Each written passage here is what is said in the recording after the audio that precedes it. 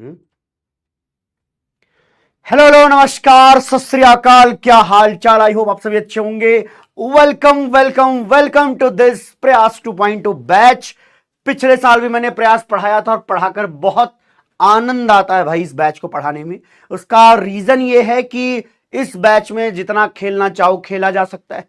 जिस भी लेवल के एक्सप्लेनेशंस देने हो आप सभी पचाने योग्य होते हो। नो डाउट एक बार में नहीं समझ में आएगा तो मैं दूसरी और तीसरी बार जरूर ट्राई करता हूं, वो आपको दिखाई आगे इन फ्यूचर दिखाई देगा। लेकिन आइए चैट में कुछ बातचीत कर लेते हैं। पहले आप सभी को गुड मॉर्निंग, गुड मॉर्निंग, स्वागत है भैया लोग, स्वागत है। क्या हाल चाल, तबीयत पानी जीवन जिंदगी क्या हाल चाल भाई बताएंगे। ज्वाला आर्मी यहां भी है क्या? अरे भैया लोग जय ज्वाला की। ज्वाला वाले जो बाकी नहीं जानते वो आज ही जान जाएंगे कि ज्वाला क्या है। ठीक है, ओके ओके, जय ज्वाला की भाई लोग, जय ज्वाला की। कितने लोगों ने इससे पहले मुझे कभी जीवन में देखा, पढ़ा लिखा और सुना है? एक बार चैट में जरूर बताइएगा, फिर आगे की बातचीत उसी हिसाब से हम करते हैं। यस यस यस यस, सबका स्वागत है भाई। जितने भी मौजूद महानुभाव लोग हैं हमारी इस कक्षा में, उनका सभी का स्वागत है। आ जाओ भाई आ जाओ। सब बढ़िया? अरे बढ़िया चाहिए भाई, जीवन ठीक चाहिए, जीवन मस्त होना चाहिए। बट जीवन मस्त तभी होगा जब इधर वाला जो कार्यक्रम हमने उठाया है, जो बीड़ा उठाया, वो हम इत्मीनान से, प्यार से, ध्यान से कर सकें। हाँ जी, मंजिल में देखा था, वेरी गुड। अर्जुना, अच्छा अर्जुना 2 वाले हैं क्या? Arjuna 2.0, arjuna 3.0, very very good, very very good, बहुत सही। मंजिल में पढ़ा है, बहुत सही। ओके, पहली बार देख रहे हो, वेरी गुड, आपका और ज्यादा स्वागत है। ठीक है, चलिए जी चलिए। वेरी गुड वेरी गुड, बहुत सही। सर आपको राजवंश सर के साथ झगड़ा करते हुए देखा है। अबे झगड़ा थोड़ी होता है, फन कहते हैं उसको, मजाक करते हैं। ऐसा थोड़ी ना कि उसके लिए राइवलरी होती है हमारे बीच में। पगले हम साथ बैठते हैं। हाँ कहीं तुम्हें लग रहा हो कि अच्छा किसी ने कॉलेज रिव्यू में भी देखा है। वेरी गुड वेरी गुड, कहीं से तो देखा है, यूट्यूब पे देखा है। चलिए जी, आप सभी का स्वागत है। महामैराथन में देखा है? हाँ, महामैराथन तो देखो भाई बहुत काम की चीज थी, क्योंकि मैं खुद जब गया था सेंटर पे तो ये समझ लो जितने बच्चे अगर पहचानते जानते थे तो सबकी एक ही लाइन थी कि सर महामैराथन में मजा आ गया था सर। ठीक है, चलिए जी। अगर यहां पे शायद देखेंगे, अगर ये स्लाइड मैप काम करेगा तो ठीक है, नहीं करेगा तो ज्यादा दुख मत लेना। आज पहली क्लास है, अगले दिन से कोशिश करेंगे। वैसे आ तो रहा है भैया, इतने कमेंट आ गए। सर मैं प्रयास 1.0 से हूं जी, आपका स्वागत है जी।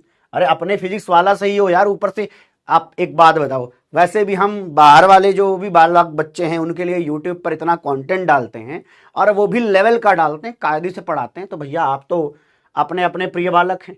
चलिए जी, स्वागत है आप सभी का। प्रयास 1 से आए हैं तो और ज्यादा स्वागत है, कोई दिक्कत की बात नहीं है। लव यू सर, आपके जैसा आज तक कोई टीचर नहीं मिला। अरे शुक्रिया यार, अभी पढ़ना बाकी है, अगर पढ़ा होगा पहले तो अच्छी बात है। कट्टर एडवांस सीरीज से, चलो अच्छी बात है। अगला क्या है? फिजिक्स केमिस्ट्री खत्म हो गया है सर? फिजिक्स केमिस्ट्री, अरे फिजिकल केमिस्ट्री होता मालिक। ये क्या कह रहा है जी? स्वरूप साहब कह रहे हैं कि फिजिकल केमिस्ट्री की जगह कह रहा है फिजिक्स केमिस्ट्री खत्म हो गया। नहीं नहीं नहीं, डूडी दादा वापस आएंगे। अरे दादा लगाने का मतलब ये नहीं कि चले गए, बाबा आएंगे, वो भी वापस आएंगे, डोंट वरी, वो भी वापस आएंगे।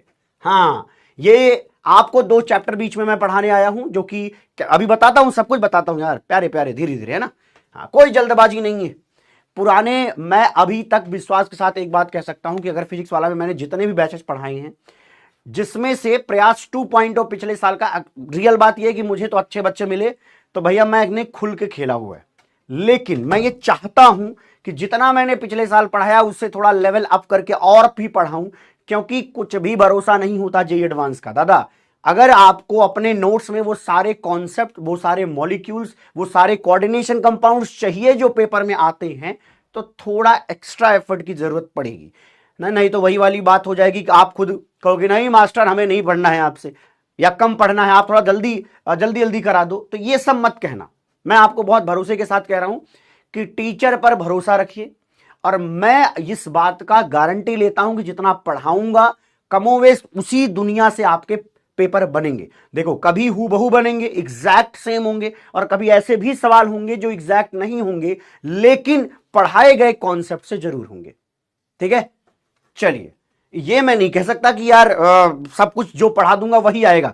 ये देखो पिछले साल हो गया था, उसके पिछले साल भी कमोवेश एक क्वेश्चन को छोड़कर पिछले साल भी था, तो ये 3-4 सालों से तो वही है जो मैं क्लास में पढ़ाता हूं, एग्जैक्टली हूबहू वही आता है।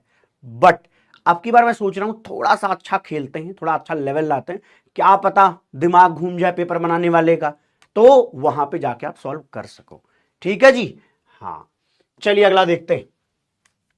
पढ़ा था ना, कंप्लीट है, अच्छा एक एक कह रहा सर आपसे अर्जुना में पढ़ा था, नोट्स कंप्लीट है, वेल एंड गुड, बहुत अच्छी बात है। आप फिर हमें ध्यान से सुन सकते हो, अपने नोट्स से रिवाइज कर सकते हो, लिखने की जरूरत यहां पर नहीं पड़ेगी। ठीक है, अरे आज तनु जी कह रही है शायद अर्जुना 2.0 के बाद आज मिल रहे हैं, स्वागत है, 3.0 से बच्चे मिले हैं, वेरी वेरी गुड। अरे कोबरा गैंग वाले हैं यहाँ क्या?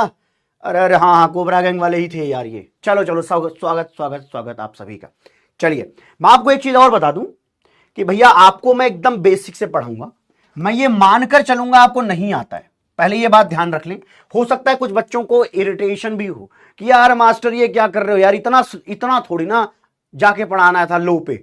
तो भाई साहब थोड़ा बर्दाश्त करिएगा, सुनने की क्षमता डेवलप करिएगा कि बाकी जो बच्चे हैं उनको भी मुझे साथ लेकर के चलना पड़ेगा। एक ऐसे लेवल से पढ़ाऊंगा जहां से शायद आपके कोर कॉन्सेप्ट्स को बिल्ड करने में मैं अपने तरीके से हेल्प कर पाऊंगा। देखो हो सकता है आप में से कुछ लोगों ने किसी और टीचर से पढ़ा हो, किसी और टीचर से किसी इंस्टीट्यूट में पढ़ा हो, सबने अच्छा ही पढ़ाया होगा, कोई टीचर आपका बुरा तो नहीं चाहता, ये तो मैं जानता ही हूं, एज ए प्रोफेशन में इसी काम में हूं तो मुझे ये पता है कि आपका भला चाहता, लेकिन सबके पढ़ाने के अपने तरीके हैं। तो मैं ये चाहता हूं जो मेरा फ्लेवर है वो फ्लेवर आपके सामने जाए। हाँ डिफरेंट है, कंप्लीटली डिफरेंट दिखेगा, वो आपको समझ में आ जाएगा। ये तो भाई क्या टॉपिक है, आज तो ज्यादा कुछ खास नहीं, बस न्यूमोनिक्स पीरियोडिक टेबल की और मॉडर्न पीरियोडिक टेबल की थोड़ा इंट्रोडक्शन पर बातचीत होगी। लेकिन आप सभी लोग जो लोग नोट्स बना रहे हैं, मैं ये चाहता हूं कि आप सभी लोग अभी अपनी कॉपी में ये बात नोट करें। चलिए नोट करें, क्या लिखा है, you can not wish for both easy life and great dreams. ये कभी भी एक साथ नहीं आती हैं, ये कभी भी एक साथ नहीं है, ये इम्प्रपोर्शनल रिलेशन में होती हैं। अगर आपके सपने बहुत बड़े हैं, विश्वास मानिए आपकी थोड़े दिन तो लाइफ टफ होने वाली है। जब तक आपके वो ड्रीम्स आपके लिए अचीवेबल नहीं है या अचीव नहीं कर पा रहे हैं, तब तक आपकी लाइफ इजी लाइफ नहीं होने वाली है, ये परम सत्य बात है। ठीक है, और एक बात और बता दें जी, क्लास में आपको बहकाने फुसलाने वाली बातें करनी है या परम सत्य बातें करनी है कि सच ये है, तेरे को अच्छा लगे तो सुन, नहीं लगे तो कान बंद कर, लेकिन यही सच है। ठीक है भाई, एक बार चैट में ये भी बता देना। कृपया आप सभी लोग इसको, कृपया आप सभी लोग क्या करेंगे, इसको नोट करें, लिखिए, you can not wish for both easy life and great dreams. ये बहुत बड़ी लाइन में, ये थ्रू आउट लाइफ आपको चिपका के सीने पर रखना चाहिए। ठीक है जी, अगली चीज है the price of one is the other. समझ गए ना, इसका मतलब तो समझ में आ गया होगा, एक के प्राइस पे दूसरा मिलता है ना। तो अगर ग्रेट ड्रीम्स आपने पाल रखा है तो उसके लिए एफर्ट लगाइए, और वो एफर्ट इस लेवल का होना चाहिए कि आपकी लाइफ आगे चलकर इजी हो सके।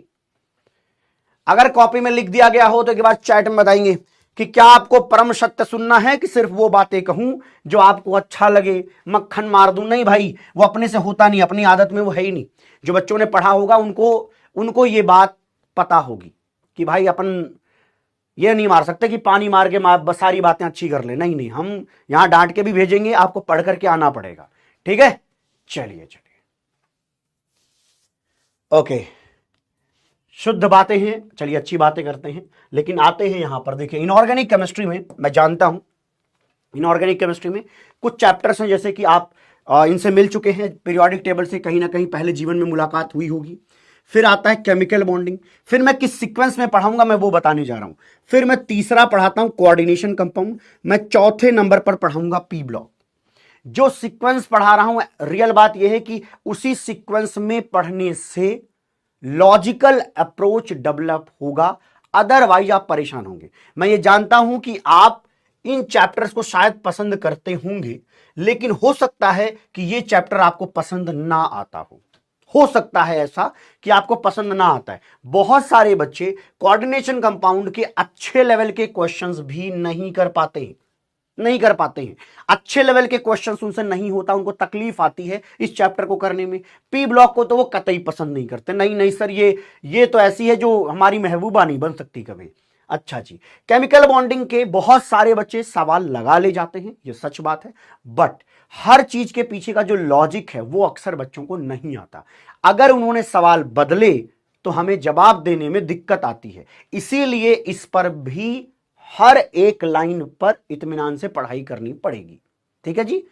अगली बात पीरियोडिक टेबल देखो, पीरियोडिक टेबल में कमोवेश हर बच्चा तो नहीं कहूंगा बट कमोवेश ठीक ठाक बच्चे कर लेते हैं, लेकिन इसमें भी यही दिक्कत है। इसकी दिक्कत क्या है कि उल्टे सीधे ऑर्डर्स याद कर रखे हैं, उनको लग रहा है ये सारे जो टेढ़े मेढ़े ऑर्डर्स लिखवाए जाते हैं वो सब इंपॉर्टेंट है। भरोसा मानिए, क्लास में जितना पढ़ा रहा हूं, अगर आप उससे ज्यादा पढ़ रहे हो तो आप अपनी फिजिक्स, आप अपनी केमिस्ट्री, आप अपनी बाकी केमिस्ट्री और साथ ही साथ आप मैथ अपनी बर्बाद कर रहे हो। फालतू के डेटा याद करने से सिलेक्शन नहीं होंगे। कई बार हमें यह महसूस होता है कि यह इंपॉर्टेंट है, फलाने जगह मैंने सुना था, आओ इसको भी याद कर ली। भैया सब याद करके नहीं होता। मैं अभी 11 साल हो गए मेरे टीचिंग एक्सपीरियंस के, और मैं अपने 11 साल के खुद के और बाकी उससे पहले में ही मैंने 5 साल केमिस्ट्री पढ़ी है, तो 16 साल के टीचिंग एक्सपीरियंस में बता रहा हूं, पढ़ के बता रहा हूं, खुद उसके पहले जो पेपर्स दिए उनमें बता रहा हूं, कभी भी इर्रेलेवेंट क्वेश्चंस बहुत ज्यादा नहीं आने वाले। ठीक है, तो इसके चक्कर में कई बार बीमारी चढ़ जाती है। हम सोचते हैं कि सर एक बात बताइए, लिथियम बड़ा है, या फिर हम कंपैरिजन कर ले लग जाएंगे कि सर लिथियम बड़ा है कि बताइए सर फ्लोरीन बड़ा है। तो ये तो लॉजिकल बात हुई क्योंकि एक जैसी है, लेकिन अब उन्होंने क्या कहना, भैया सर एस्टेटिन से कंपेयर करो। अरे ठीक है, एस्टेटिन तो बड़ा ही होगा। अब मैं हर चीज कॉपी में नहीं लिखवाऊंगा ना कि भाई एस्टेटिन बड़ा होगा। हाँ भाई बड़ा होगा। अब कई बार तुमको क्या लगता है, सर इस पर 3 माइनस लगा दीजिए, इस पर जो है कुछ और माइनस लगा दीजिए, इनका ऑर्डर बताइए। ये नहीं आएगा, ऐसे उल्टे सीधे नहीं आते। कुछ भी नहीं आ जाता है कि भैया सब कुछ याद कर ले। ये तो तुम्हें आएगा, लिथियम फ्लोरीन आएगा पेपर में, कर ले हुए। और ये सच है, मैं तुम्हें अपने अनुभव से बता रहा हूं, सच है। हाँ, आपको कट्टर एडवांस चाहिए, मैं ये जानता हूं, और इसीलिए मैंने आज आपको एक चीज करवाया है। प्यारे, आपके ही बैच में एक नई चीज ऐड हो जाएगी, ज्वाला बैच करके। उस ज्वाला बैच में मैंने एक सीट डलवाई है। जो बच्चे पुराने होंगे उनको पता है, उस सीट का प्रिंट लेकर के आना है, क्योंकि हम बार बार पीरियोडिक टेबल नहीं बनाने वाले हैं, है ना। आप हर बार वो ड्रॉ नहीं कर सकते पूरा, तो उसी में बस फिल कर दीजिएगा। उसकी जरूरत कल पड़ेगी, आज हम उतना ज्यादा उसमें नहीं जाने वाले, तो आज जाकर के उसका प्रिंट उठा लेना। ठीक है, चलिए प्रिंट ले लेना। जो मिलेगा आपको कहां पे है, आपको दिख जाएगा ज्वाला बैच। ठीक है, चलिए अच्छी बात है कि अब दूसरी बात बताता हूं। दूसरी बात ये समझना इंपॉर्टेंट है, कोऑर्डिनेशन कंपाउंड के किसी भी लेवल के क्वेश्चन को करने की हिम्मत, हिमाकत आपके अंदर होगी। ये मेरा दावा है, ये मेरा दावा है, और मैं कह रहा हूं क्लास के 99% बच्चों को ये आदत हो जाएगी। हां, 1% की मैं जिम्मेदारी इसलिए नहीं लेता क्योंकि आप सबको पता है कहीं ना कहीं कुछ ना कुछ चिलगोजर जरूर बैठे होते हैं जो पिंटू प्लम्बर जैसा काम करते हैं, पढ़ते लिखते नहीं, नाटक नौटंकियों में विश्वास रखते हैं। मैं कितना भी मोटिवेट कर दूं, कितना भी आग भरूं, उन 1% के खोपड़ी में कुछ नहीं जाता। तो उनका दिमाग है ऐसे, उनका दिमाग है मेरे भैया देखो ऐसे। मैं कितनी बातें कहूंगा, वो थोड़ा भी इसका लाइट अंदर नहीं जाती, ये पूरी की पूरी एमिट कर देते हैं, है ना, पूरी की पूरी एमिट कर देते हैं, पूरी थोड़ी भी लाइटिंग अंदर नहीं जाती। तो ऐसे चिलगोजर को जो 1% पूरे क्लास के हैं, मैं उनको कैसे बताऊंगा। बट हां, मैं दावे के साथ कह रहा हूं, अगर आपने मैंने जो बोला वो मान लिया तो 99% बच्चों को 100% सवाल करने कोऑर्डिनेशन कंपाउंड के आ जाएंगे, वो किसी भी लेवल के क्वेश्चन क्यों ना हो। शब्द मैं अपनी जिम्मेदारी से बोल रहा हूं, क्योंकि आज मैं जो दावे ठोकूंगा वो आगे थ्रू आउट ईयर्स मुझे कैरी ऑन करना होगा, लेके चलना पड़ेगा। तो इसलिए मैं बोल रहा हूं कि कोऑर्डिनेशन कंपाउंड में प्रॉब्लम नहीं आने वाली। कुछ ऐसे तरीके हैं जिनसे ये सब कुछ सीखा जा सकता है, सब कुछ सीखा जा सकता है ना। इतनी बात समझ में आ गई? ओके ओके, तो ये चिलगोजर को छोड़ देंगे। कृपया आप प्यारे प्यारे चिल्लर बनिए। चिल्लर का मतलब होता है प्यारे स्वीट से जो बच्चे होते हैं उनको मैं चिल्लर बोलता हूं।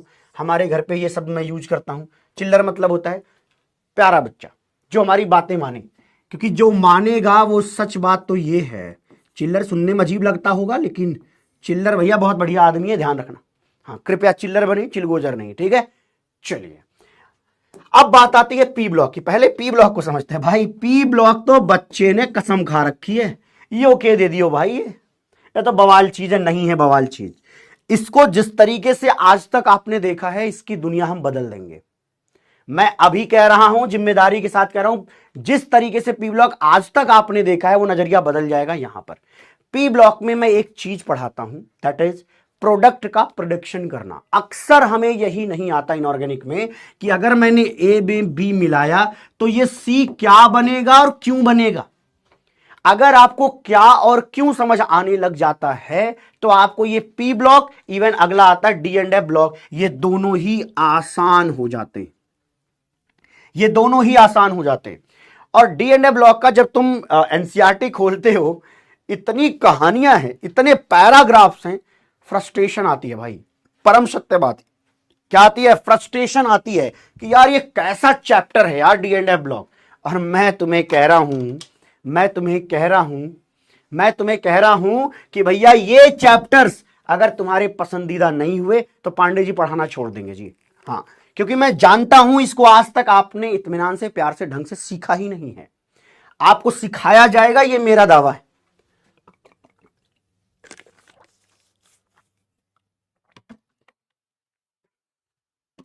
अगर कोई बच्चा ऐसा है जिसने कभी नहीं पढ़ा है, कभी भी नहीं पढ़ा है पी ब्लॉक, कभी भी नहीं पढ़ा डी एंड ए ब्लॉक, कोई बात नहीं, मैं कह रहा हूं कोई चिंता नहीं है। 100% मैं कह रहा हूं कोई चिंता नहीं है, इसकी जिम्मेदारी मैं लूंगा। देखो, इन तीन को तो लॉजिकली समझाया जा सकता है, इनको मैं लॉजिकली समझाऊंगा, ठीक है। हाँ, कुछ डेटा बेस्ड है, मैं तो परम सत्य बातें बोलूंगा कि अभी आगे मैं आपको बताने भी वाला हूं। इनऑर्गेनिक केमिस्ट्री में 75 से 80% चीजें लॉजिकल हैं, बट 20% के रेंज में आपको शुद्ध रूप से याद करना पड़ता है। मैं कहता हूं रट्टा है ये। और अगर ये 20% आपने संभाल लिया, और आपको अकेले नहीं संभालना है कि अरे सर हमको दे दिया घर पे हम रटेंगे, नहीं, मैं खड़ा हूं क्लास में याद कराऊंगा। पिछले अगर कभी जाना प्रयास, किसी के पास खजाना का एक्सेस हो, चेक करना पिछले प्रयास 2.0 को, अगर एक्सेस मिला हो तो चेक करना। उसमें मैंने सॉल्ट एनालिसिस के सारे ऑर्डर्स क्लास में खड़े होकर याद करवाए हैं कि मुझे पता है बच्चा नहीं याद कर सकता। बच्चा भाई, कभी तो मैं भी तो उस साइड बैठा हुआ बच्चा था, मुझे भी लगता था भाई कैसा बवाल टीचर है, कुछ तो बताता ही नहीं है। तो भाई मुझे भी पता है आपकी तकलीफ क्या है। सॉल्ट एनालिसिस भी याद कराने की जिम्मेदारी मैं अपनी तरफ लेता हूं, लेकिन जितना बोलूं सिर्फ उतना कर लेना। और बहुत बड़ा काम नहीं देता मैं कि जाके 2 घंटा इनऑर्गेनिक पढ़ो, नहीं, 1 घंटा इनऑर्गेनिक पढ़ो सफिशियंट है। मैं कह रहा हूं सफिशियंट, इससे ज्यादा पढ़ने की जरूरत ही नहीं है। 1 घंटा तो दोगे सर, हमारे पास 1 घंटा कहां है? अबे तो कर क्या रहे हो तुम? रील देखते हो क्या? रील के जमाने में मत जियो, दिमाग खराब कर देगा वो, ठीक है जी। चलिए आगे बढ़ते हैं। तो ये बात समझा दी गई कि डर नहीं होना चाहिए, मन में खौफ नहीं होना चाहिए, क्योंकि आप सही बैच में लैंड हो चुके हैं और सही आदमी के सामने खड़े। सर आप अपनी बड़ाई कर रहे हो? हाँ, क्योंकि हम उस योग्य हैं बेटा, हम दावे ठोकर है, क्योंकि हमें एक बात पता है, सच बात यह है कि हमें अपना पता है कि मैं तुम्हें समझा ले जाऊंगा। आज कुछ बच्चे हो सकता है कम भरोसा करेंगे, लेकिन वो धीरे धीरे वो ट्रस्ट बिल्ड होगा और एक दिन ये लग जाएगा यार इनऑर्गेनिक केमिस्ट्री में कोई जान फूंक सकता है तो ये आदमी फूंक सकता है, ठीक है जी। वो महसूस कराने की जिम्मेदारी किसकी? पांडे जी की। तो पांडे जी अपनी जिम्मेदारी निभाएंगे, है ना। एक ही पांडे जी जो सामने खड़े हैं। हाँ, देखो भैया, सॉल्ट एनालिसिस, ये सारे जेई मेंस के आपके टॉपिक्स हैं। तो ये जेई मेंस की तो चिंता वैसे भी नहीं करनी है। जेई मेंस आपको प्यार से सिखा दिया जाएगा, और मैं आपको बताऊं ये क्लासेस के दौरान आप एडवांस सीखोगे, आपको मजा आएगा, फिर आपको ये लगेगा कि यार कोई सा सवाल पूछ भाई, मेरे को आता है। ये कॉन्फिडेंस एक बार डेवलप हो गया तो मैं भी समझ पाऊंगा कि हाँ यार ठीक ठाक काम कर पा रहा हूं मैं, ठीक है। चलिए, 6th के बाद 7th आता है एस ब्लॉक, 8 आता हाइड्रोजन और 9 आता मेटलर्जी, ठीक है। इनको भी प्यार से सिखाया और समझाया जाएगा, लेकिन ये वाला पोर्शन आपको, ऐसा मैंने सोचा है कि जेई मींस 1 के बाद दूं, तो ये जेई एडवांस का पोर्शन होगा। और ये बहुत ज्यादा नहीं है, मैं पहले बता दूं, इसमें डरना नहीं है। आप अगर इनके एडवांस पोर्शन कवर कर ले गए, इनको करने में बहुत कम टाइम लगेगा। छोटू छोटू चैप्टर है, बहुत ज्यादा नहीं है, ये बहुत ज्यादा नहीं है। इसको सीखा भी जा सकता है, समझाया भी जा सकता है, और कुछ हद तक अगर याद करना पड़ा तो याद भी किया जा सकता है। और सही बताऊं, समझ करके जो चीजें होती है पेपर में वही आता है, रटने वाला डेटाबेस बहुत वो पूछता ही नहीं है, ठीक है। चलिए अगली बात, यहां तक में कोई दिक्कत? हाँ, बेसिक से होगा दादा, सुपर बेसिक से होगा। अभी तू खुद कहेगा कि सर इतना बेसिक ठीक नहीं है, इतना भी बेसिक ठीक नहीं है सर, हम कोई 11th में पढ़ते हैं, आप कहने वाले हो खुद, ठीक है। हाँ ठीक है, इतने पूरे चैप्टर्स हैं, बट ये वाला पोर्शन आपको नहीं करना है अभी, आपको करना है अभी 6 चैप्टर्स। बट इस 6 चैप्टर्स में इतनी जान फूको कि जेई एडवांस लेवल की तैयारी हो जाए। मैं आपको बताऊं एक चीज समझना, पी ब्लॉक में जो सिखाऊंगा रिएक्शंस, मैं यहां मेंशन कर दे रहा हूं भाई, इसके दिन में कोई भी एब्सेंट मत होना, क्योंकि लाइव में जो पढ़ा के मजा है वो रिकॉर्डेड में मजा नहीं आएगा। जब मैं आपको रिएक्शंस पढ़ाऊंगा पी ब्लॉक के, रिएक्शंस के प्रोडक्ट के प्रेडिक्शंस कराऊंगा, उन दिनों में क्लास में होना आपका बहुत जरूरी है। अगर आप ये नहीं करोगे तो विश्वास मानिए, एक तो ये तुम्हारा चैप्टर गया और एक तो ये चैप्टर गया। इस एक चैप्टर के चक्कर में 2 और चैप्टर खराब होंगे, मतलब 3 चैप्टर खराब होंगे। इसीलिए यहां पे जरूर रहना है भाई प्रेजेंट, ठीक है। ओके, नोट्स का देख सकते हो आप लोग, क्योंकि ड्रॉपर में हो, आप देख सकते हो कि किस लेवल के नोट्स बनाने हैं, जो इंपॉर्टेंट पॉइंट्स हैं वो आप लोग लिख सकते हो, नो डाउट, ठीक है। उतना टाइम मिलता है क्लास में लिखने के लिए कि आप उसको लिख लोगे, सही रहता है। लेकिन अब बात आती है कि मास्टर एक बात बताओ, कौन कौन सी किताब पढ़ी। हमने कहा रुको भाई, आप जडली पढ़ लेना, क्या करना, जडली पढ़ लेना, आप जेम्स ई हुई पढ़ लेना, आप मेस्लर एंड टार पढ़ लेना, आप एनसीईआरटी पढ़ लेना। क्या पढ़ पाओगे?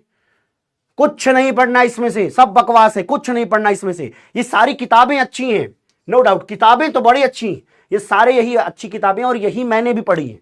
मैं आपको बता दूं, मेरे ग्रेजुएशन मास्टर्स में मैंने यही 3 किताब ढंग से निपटाई है, और एक ग्रीनवुड की बुक आती है वो बाद में पढ़ी है। तो जो अपनी ग्रेजुएशन मास्टर्स में पढ़ी, तो इसकी हर एक लाइन से मैं परिचित हूं, निश्चिंत रहिए। लेकिन आपको नहीं पढ़ना है, इसमें जो कॉन्सेप्ट दिए हैं वो कॉन्सेप्ट परोसना क्लास में जिम्मेदारी मेरी है। नहीं तो फिर एज ए मास्टर मैं क्या कर रहा हूं भाई, जब 2 लाइन पढ़ा के मैं तेरे को ये बोलूं जाके जडली पढ़ लो, तो मैं क्या कर रहा हूं क्लास में भाई, मेरी अपनी क्या जिम्मेदारी है। एज अ टीचर मेरा यही तो काम है कि सिंप्लीफाइड वर्जन ला के दूं। और दूसरी चीज, एनसीईआरटी तो गलती से भी नहीं पढ़नी है। क्या बात कर रहे हो सर, इनऑर्गेनिक के मास्टर हो, ऐसी बातें करोगे? एनसीईआरटी में लिखा हुआ डेटा इंपॉर्टेंट है, वो हमें क्लास में पढ़ना है, बताना है, वो मैं करवाऊंगा। इसकी चिंता तुम्हें नहीं करनी, अपनी खोपड़ी खराब नहीं करनी। इसको पढ़ के मैं तुम्हें बता दूं, एनसीईआरटी की पीडीएफ अपलोड करा दूंगा, देखना तुम। डीएनए ब्लॉक तुम्हें समझ ही नहीं आएगा भाई, इतने गंदे तरीके से लिखते हैं, नहीं समझ में आता भाई, सच में पता नहीं क्या लिखा है, कुछ तो लिखा अपने हिसाब से। बट एनसीईआरटी क्यों देखना होता है, एनसीईआरटी इसलिए देखना है क्योंकि हमें यह पता होना चाहिए हमारा सिलेबस इतना है, इतनी चीजें हैं, और ये करना है। अगर कोई इच्छुक है, कोई ये चाहता नहीं सर मैं तो पढ़ूंगा एनसीईआरटी, मैं पढ़ लूंगा, तो भाई पढ़ लेना, लेकिन तब पढ़ना जब मेरे पढ़ाए हुए चैप्टर्स वाला पोर्शन खत्म हो जाए। जब मैं क्लास में मान लो डीएनए ब्लॉक पढ़ा दूं, पूरा समझा दूं, तब आप जाके पढ़ोगे, तब समझ आएगा। एनसीईआरटी लिखी नहीं गई है किसी बच्चे को पढ़ने के लिए, वो लिखी गई है मास्टर को पढ़ने के लिए, कि मास्टर तू पढ़ और बच्चे को जाके पढ़ा। तुम्हारे लिए लिखी नहीं उन्होंने, भूल गए वो बच्चे के लिए लिखना। भाई ऐसे कॉम्प्लेक्स लैंग्वेज में लिखा है, ऐसी ऐसी बातें लिखते हैं, एक लाइन में 15 चीजें निकलती हैं, तो उसको डिटेल में जाकर के हर एक चीज पढ़ानी और बतानी पड़ती है। तो इसका मतलब आप ये कह रहे हो कोई किताब नहीं पढ़नी है, इस तरीके से कोई किताब नहीं पढ़नी है, ठीक है जी। हाँ, इनमें से लिखी हुई हर एक किताब आपको नहीं कि चलो सर जडली खरीद लाते हैं। कोटा में मैं पढ़ाता था, तो कोटा में मैंने जो पहले मेरी जो जडली थी, तो वो जब मैंने खरीदी थी तो वो करीब 500 रुपए की पड़ी थी, ठीक है। मैं बता रहा हूँ आज के करीब 13-14 साल पहले की बात है, ठीक है। 400 कुछ रुपए की पड़ी थी, नया वर्जन आया था। भाई मैं कोटा गया, मुझे वही किताब 100 रुपए में मिली है यार, 100 रुपए में। आप क्या समझ रहे हो, 100 रुपए मिली। आप सोचो कैसे मिली है सर, वहां पे सस्ता कैसे हो गया? सस्ता ऐसे हुआ कि बच्चों को क्लासेस में बता देते हैं लोग कि यार ये किताब खरीदो, चलो जडली खरीदो सब लोग। अब भाई जडली सबने खरीद ली, खरीदने के बाद उसको पढ़ कोई नहीं रहा, इतनी मोटी सी किताब है, कोई पढ़ ही नहीं रहा भाई। अभी जडली 900 रुपए की आती है शायद, अब वो 900 रुपए भी बर्बाद हुए, एक भी लाइन उसका कोई पढ़ नहीं सकता, समझ में भी कमी आएगी, इजी लैंग्वेज में उतनी लिखी नहीं गई है, सही बात तो ये, और पूरा पढ़ नहीं पाता बच्चा, वहां आती है दिक्कत। तो वो उन्होंने कहते हैं ना, वो बेच देते हैं, क्या होता है जो किताब खरीदने वाले बालक वो होते हैं, उनको दे दिया, ठेले पे लेके जा रहा था मैं भाई, एक जगह कचौड़ी खा रहा था, मुझे दिख गया, मैंने कहा अरे जडली दे दो यार, ये मतलब ये बुक दे दो। तो ऐसे करके नाप वाप के कहता भैया ये 120 रुपया लगे। हम कहा ठीक से लगा लो यार।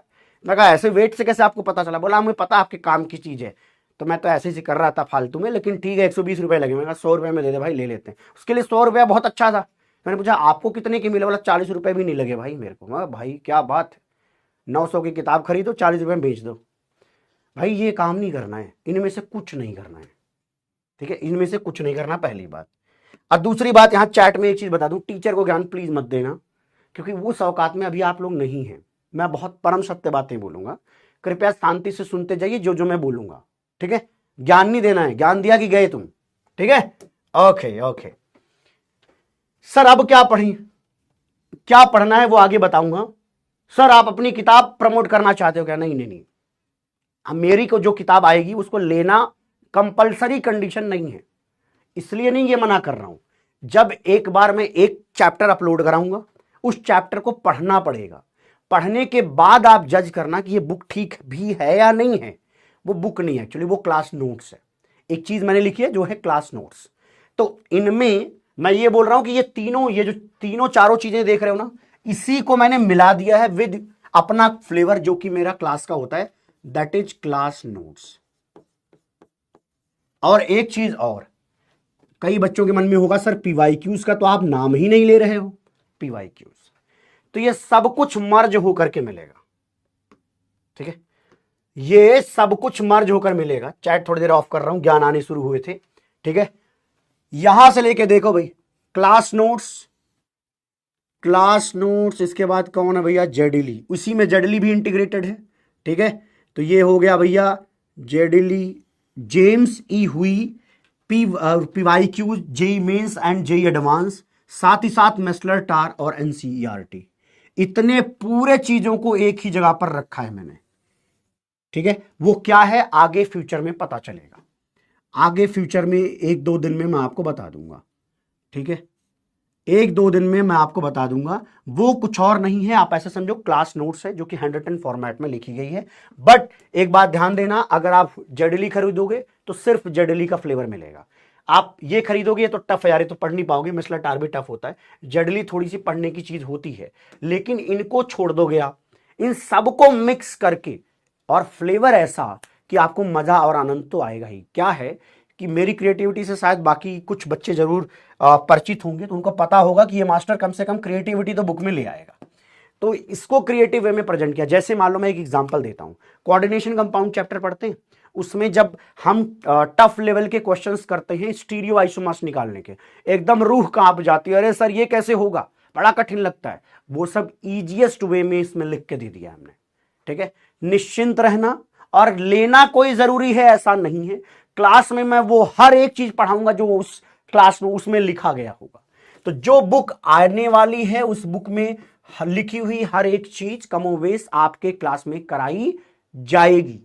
लेकिन अगर कोई ऐसा बच्चा है कि सर हम तो नोट ही नहीं करते, हम तो जो है, हम तो सर आप जो नोट्स दोगे हम उसको जाके प्रिंट ले लेंगे। मैंने मेनली क्यों लिखा है मैं आपको बताऊं, और ये आइडिया मैंने शेयर किया है 3 लोगों से, मैं आपको यहीं पे बता देता हूं। जैसे हमारे फैजल सर हैं, मैं हूं और आर्य सर हैं, तीनों ने मिलके एक चीज सोचा कि भैया लिखा जाए। हालांकि आइडिया तो मैंने पुट किया है, नाम भी हमने खूबसूरत सा रखा है, ठीक है जी। तो वो जो बुक है, उस बुक का फायदा ये नहीं, द कैटलिस्ट नहीं दादा, द कैटलिस्ट तो क्लास 12th के लिए है और वो बोर्ड लेवल का है। अब असली लेवल देखने की बात है भाई, the catalyst only for class 12th students, ठीक है। लेकिन अब जो आने वाली है उस बुक में आपको पता चल जाएगा, अभी छोड़ते हैं, उस पर चर्चा नहीं करते हैं ज्यादा, आ जाएगा तो फिर बात करेंगे। इस बुक को लिखने के पीछे का रीजन ये है, और रीजनिंग ये है कि भैया बच्चे क्या करते थे, मेरे घर के खुद मेरे दीदी के सुपुत्र हैं, उन्होंने पिछले साल क्या किया था, अपने 1300 रुपए लगाए प्रिंट करने में अपने नोट्स, वो भी शायद ऑर्गेनिक का करवाने गया था, 1350 रुपए लगे थे। 1350 रुपए में भाई जिस तरीके का उसने प्रिंट निकाला, इतना गंदा था वो। मैंने कहा भाई तू इसको समझेगा कैसे, बैकग्राउंड उसने हटाया लेकिन उतना अच्छे से नहीं आया था। मैं भाई तू समझेगा इस बात को कैसे, तेरे 1400-1500 बर्बाद भी हुए। तब मुझे वहां से आइडिया लगा कि यार भाई हमें भी स्टूडेंट्स के लिए ऐसा कलरफुल अच्छा लिखना चाहिए जिससे इजीली बच्चे समझ पाएं, ठीक है, लेकिन लेवल का होगा, ये भी बता दूं लेवल का होगा। ओके चलिए अगली बात करते हैं। अब यहां पर बात है कॉन्सेप्चुअल अप्रोच, निश्चित रूप से आपको इनऑर्गेनिक का मिलेगा, जहां पे मैं ये लिख रहा हूं कि 75 to 80% जो होगा वो आपको कॉन्सेप्चुअल अप्रोच मिलेगा, लेकिन जो डेटा बेस्ड और मेमोरी होगी वो करीब करीब 20% के आसपास होगी। और मैं आपको बता दूं वो जो वैभव है ना, उसमें वैभव है कौन सा किस चीज के एपिसोड्स आते थे यार, कोटा फैक्ट्री। तो कोटा फैक्ट्री के ये सब पढ़ने के बाद आप कोटा फैक्ट्री वाले वैभव को 2-4 गालियां देने लग जाओगे। देना मत वैसे कि भैया उसमें इनऑर्गेनिक के जो उन्होंने धज्जियां उड़ाई हैं वैसा कुछ एक्चुअल में रियल में एग्जिस्ट करता नहीं है। लगता है वैभव को ठीक मास्टर नहीं मिल पाया था। ठीक है, चलिए अगली बात करते हैं। टॉपिक वाइज सीक्वेंस, मतलब जिस तरीके से जिस सीक्वेंस में पढ़ाया जाएगा प्राइमरली उसी सीक्वेंस में पढ़ना है। हर टॉपिक के बाद, एक टॉपिक के बाद दूसरा जो टॉपिक आएगा वो उसी सीक्वेंस में पढ़नी है। एक भी दिन एब्सेंट हुए कहानी गई। क्वालिटी इनटेक, क्वालिटी इनटेक ये मैं थोड़ा ऑफ करके बता देता हूं सारी बातें। क्वालिटी इनटेक क्या है भाई? जब हम पढ़ते हैं तो हमारा ध्यान सिर्फ पढ़ाई पर होना चाहिए, इधर उधर आपको कहीं नहीं भटकना है। No left no right. आप ऐसी जगहों पर बैठे जहां बंद कमरे हो भैया, कम से कम एक आपके पास टेबल और कुर्सी है तो बहुत अच्छी बात है, जितनी सुविधाएं हैं उसमें बैठ लीजिए। बट प्लीज एंड प्लीज जब आप पढ़ाई कर रहे हो किसी सेकेंडरी चीज में इन्वॉल्व मत होना। आपके जो बचे हुए 6 महीने हैं वो बर्बाद चले जाएंगे, क्योंकि आपके पास सिर्फ 6 मंथ हैं, क्योंकि आपके पास सिर्फ 6 महीने हैं। तो इसलिए इस बात का ध्यान रखना कि जितना क्वालिटी इनटेक होगा उतना फायदे में रहोगे, जितना अच्छे से आप पढ़ोगे। Try to finish all DPP questions in 10 minute. ये मैं हर बार हर बैच में बोलता हूं कि 10 मिनट के अंदर डीपीपी के क्वेश्चन करने, और मुझे पता है बच्चे 5 से 6 मिनट में कर लेंगे। ठीक है, 5 से 6 minute. Time required for the revision, notes making, ये सब ओवरऑल विद इन आवर हो सकता है। 1 घंटे के अंदर ये सारा काम करना है। रिवीजन भी करना है, डीपीपी भी लगानी है, नोट्स भी, जो बचा हुआ पोर्शन है उसको लिखना है। देखो अगर कुछ छूट जाता है तो ऐसे हाय मैया हाय तौबा नहीं करना, करो सर ने छुड़वा दिया, सर ने आगे कोई बात नहीं, छोटी हुई चीज को 10 मिनट एक्स्ट्रा लेकर के लिख लो। बट ये सारा काम इतने में निपट जाना चाहिए। ठीक, please don't try to memorise all data given in books. कई बार बच्चों को बीमारी होती है कि बुक्स में जो दिया गया है या किसी मास्टर ने कहीं बहुत सारा डेटा लिखवा दिया, तुमने लिख के सोचा ये सब आएगा, कभी नहीं आएगा। तुम फ्रस्ट्रेट अलग घूमोगे कि यार इस चैप्टर में तो बड़ी बर्बादी लिख रखी है। समझ रहे हो? हाँ, चलिए अब अगली बातचीत शायद अब अगली बातचीत इंडस्ट्री के लोगों से करनी है, तो चैट तो भैया ऑन कर लेते हैं।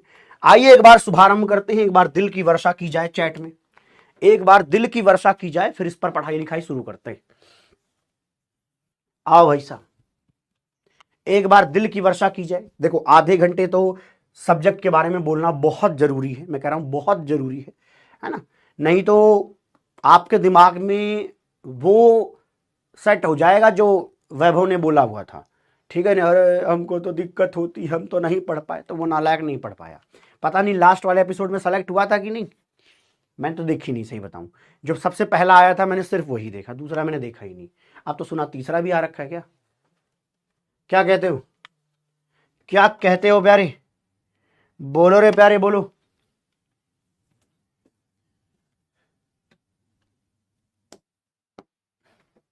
तो मैं तो ये चाहूंगा, दिल की वर्षा हो रही है, कि आप सभी लोगों से मेरी एक ही आग्रह है, एक ही विनती है। हमें हमारी किस्मत में मेहनत लिखा गया है, हम मेहनत को सहर्ष स्वीकार करते हैं और उस मेहनत के लिए लगते हैं। काम करना, स्ट्रगल करना, टफ चीज़ों को करना अपने आप में आपको पता है कोई मज़े की चीज़ नहीं है। और पढ़ाई कोई ऐसी चीज़ नहीं है जिसमें बहुत मज़ा सा आ रहा हो, बहुत मज़ा सा नहीं आता है। इसके बावजूद पढ़ना पड़ता है। आपकी तबीयत खराब हो, हल्का फुल्का खराब हो, सर में दर्द है, बुखार हो रहा है, तब भी पढ़ो। कहीं जाना है, किसी की शादी हो रही है, तुम्हें छोड़ना है वो चीज़ और बैठकर पढ़ो। अभी रिश्तेदारी नहीं करनी है। दोस्त तुम्हें फोन पर के बुला रहा है कि चलो भाई वो ग्राउंड घूम करके आते हैं, फलाने जगह जाते हैं, वहां पे ये मिल रहा है, वहां पे वो मिल रहा है, प्लीज एंड प्लीज वो सब छोड़कर सिर्फ और सिर्फ पढ़ाई पर ध्यान दीजिए। अभी वो वक्त नहीं है कि हम अपने सांसारिक सुख जीने लग जाएं। अभी आपको 6 महीने रगड़ना है और शुद्ध रगड़ चाहिए।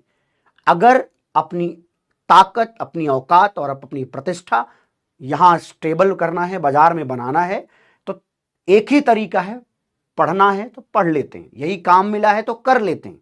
दूसरी चीज बताऊं, ऐसा जरूरी नहीं कि हमें आईआईटी ही जाना है, आईआईटी नहीं मिला तो कोई दिक्कत हो जाती है, ऐसा नहीं होता है। लाइफ में करने की अब तो बहुत सारे तरीके हैं। इवन अब आप जानते हो बहुत सारे इन्फ्लुएंसर्स ऐसे हैं जो आईआईटी से ज्यादा कमा रहे होते हैं। बट इसका यह मतलब नहीं कि पढ़ाई लिखाई का महत्व खत्म हो गया, नहीं, कभी खत्म नहीं होगा। पढ़ाई लिखाई का महत्व हमेशा होगा। पढ़ने लिखने से एफर्ट लगाने की ताकत पैदा होती है। ठीक है, तुम्हारे दिमाग में एक डेटाबेस है कि यार मैंने 6 महीने जो रगड़ा था ना, उस रगड़ की वजह से मैं जिंदगी में आए हुए किसी प्रॉब्लम को इजीली सॉल्व कर सकता हूं। ये जो कॉन्फिडेंस है वो बहुत जरूरी है। तो परम सत्य बातों के साथ अगली लाइन आपके सामने रखते हुए कि भैया हम पढ़ने वाले हैं अपना प्यारा पीरियोडिक टेबल। मैं आपके सामने पीरियोडिक टेबल रखूंगा और मैं ये जानता हूं कि इनके बेसिक बातें आपको आती हैं, बट इसके बावजूद मैं पहले याद करवाऊंगा। मैं ये चाहता हूं कि जिस तरीके से मैं फ्लेवर देना चाहूं इनऑर्गेनिक को, वैसा प्लीज एंड प्लीज आप एक्सेप्ट करो, ताकि देखो मेरा भी इसमें फायदा है। सर आपका क्या फायदा है? मेरा फायदा यह है कि जिस दिन सिलेक्शन तुम्हारा हो, जिस दिन हम लोग स्टेज पर चढ़े, वहां जय ज्वाला का नारा जैसे इस साल लगा है वैसा अगले साल भी लगना चाहिए।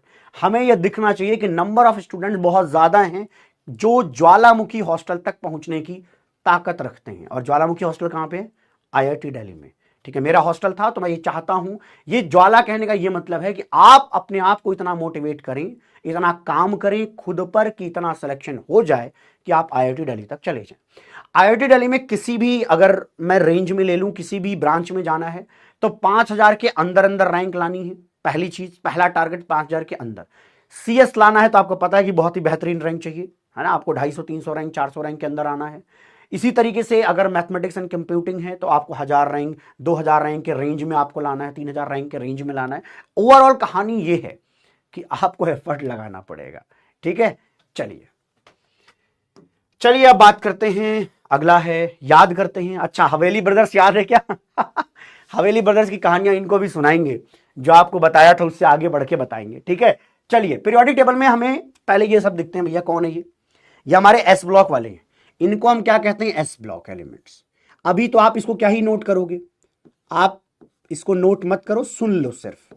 क्या करो? सुन लो सिर्फ। इनको कहते हैं S ब्लॉक एलिमेंट्स। ठीक है, और आगे देखते हैं, ये हमारे P ब्लॉक एलिमेंट्स हैं। ये हमारे P ब्लॉक एलिमेंट्स हैं। ये कौन है जी? P ब्लॉक एलिमेंट्स हैं। और मैं चाहता हूं साथ साथ में ग्रुप नंबर आपके सामने बोल दूं। तो IUPAC ने इसको ग्रुप नंबर दिया है 1 2। सर ग्रुप क्या होता है? जिसको ग्रुप नहीं पता पहले वो जानो। ग्रुप कहते हैं जो वर्टिकल कॉलम्स हैं। कॉलम्स मतलब होता है ऐसे सीधे सीधे, इसको कॉलम कहते हैं, है ना। तो ये कॉलम को, इसको कॉलम 1 को कहते हैं ग्रुप नंबर 1, इसको कहते हैं ग्रुप नंबर 2। ठीक है, अब देखिएगा, बीच में ध्यान से सुनिएगा, वो तो P ब्लॉक है। ये जो यहां पे शुरू हो रहा है इसको कहते हैं D ब्लॉक। क्या कहते हैं? D block. इसको जिस तरीके से मैं याद कराता हूं उसी सीक्वेंस में मैंने इसको बनाया हुआ है। डरना नहीं है, कुछ बनाना भी नहीं है तुमको, अभी कुछ बनाना नहीं, सुनो खाली मेरी बातें, सुनो, धीरे धीरे आपको आ जाएगा। ठीक है, चलिए प्यारे, तो ये हो गया 1, ये है 2, और ये है 3, है ना, ये है 3, ये 4 5 6 7 8 9 10 11 12, फिर आता है 13, फिर है 14, फिर 15 16 17 18, या जीरो ग्रुप कहते हैं इसी को जीरो ग्रुप कहते हैं। ठीक है, सुनते जाना सारे बच्चे। एक चीज बता दूं, प्यारे प्यारे प्यारे, एक ही चीज बता देता हूं, बहुत प्यार से मैं एक ही लाइन बोलूंगा।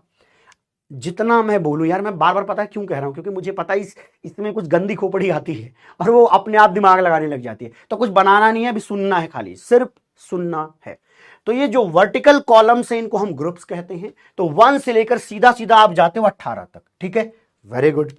अब ये भी आपको पता होगा कि जो हॉरिजॉन्टल रोज होती हैं, रोज मतलब इस तरीके से, इसको रो कहते हैं, इनको क्या कहते हैं? रो कहते हैं। इनको हम पीरियड्स बोलते हैं। तो ये ग्रुप पीरियड नंबर 1 में कौन है? हाइड्रोजन और हीलियम। पीरियड नंबर 2 कहां से शुरू होता है? लिथियम से शुरू होकर के नियॉन तक जाता है। 3 पीरियड नंबर 4 5 6 7। कुल मिला के हमारे पीरियोडिक टेबल में, बहुत बेसिक बात कह रहा हूं, कि 7 तो पीरियड्स होते हैं और यहां पर 18 ग्रुप्स मौजूद होते हैं। वेरी गुड, बहुत अच्छी बात है, इतनी बात तो आपको आती होगी। ये हमारा S ब्लॉक है। यहां से अगर मैं शुरू करूं तो यहां से आगे इनको पूरे को हम क्या कहते हैं? D ब्लॉक एलिमेंट कहते हैं।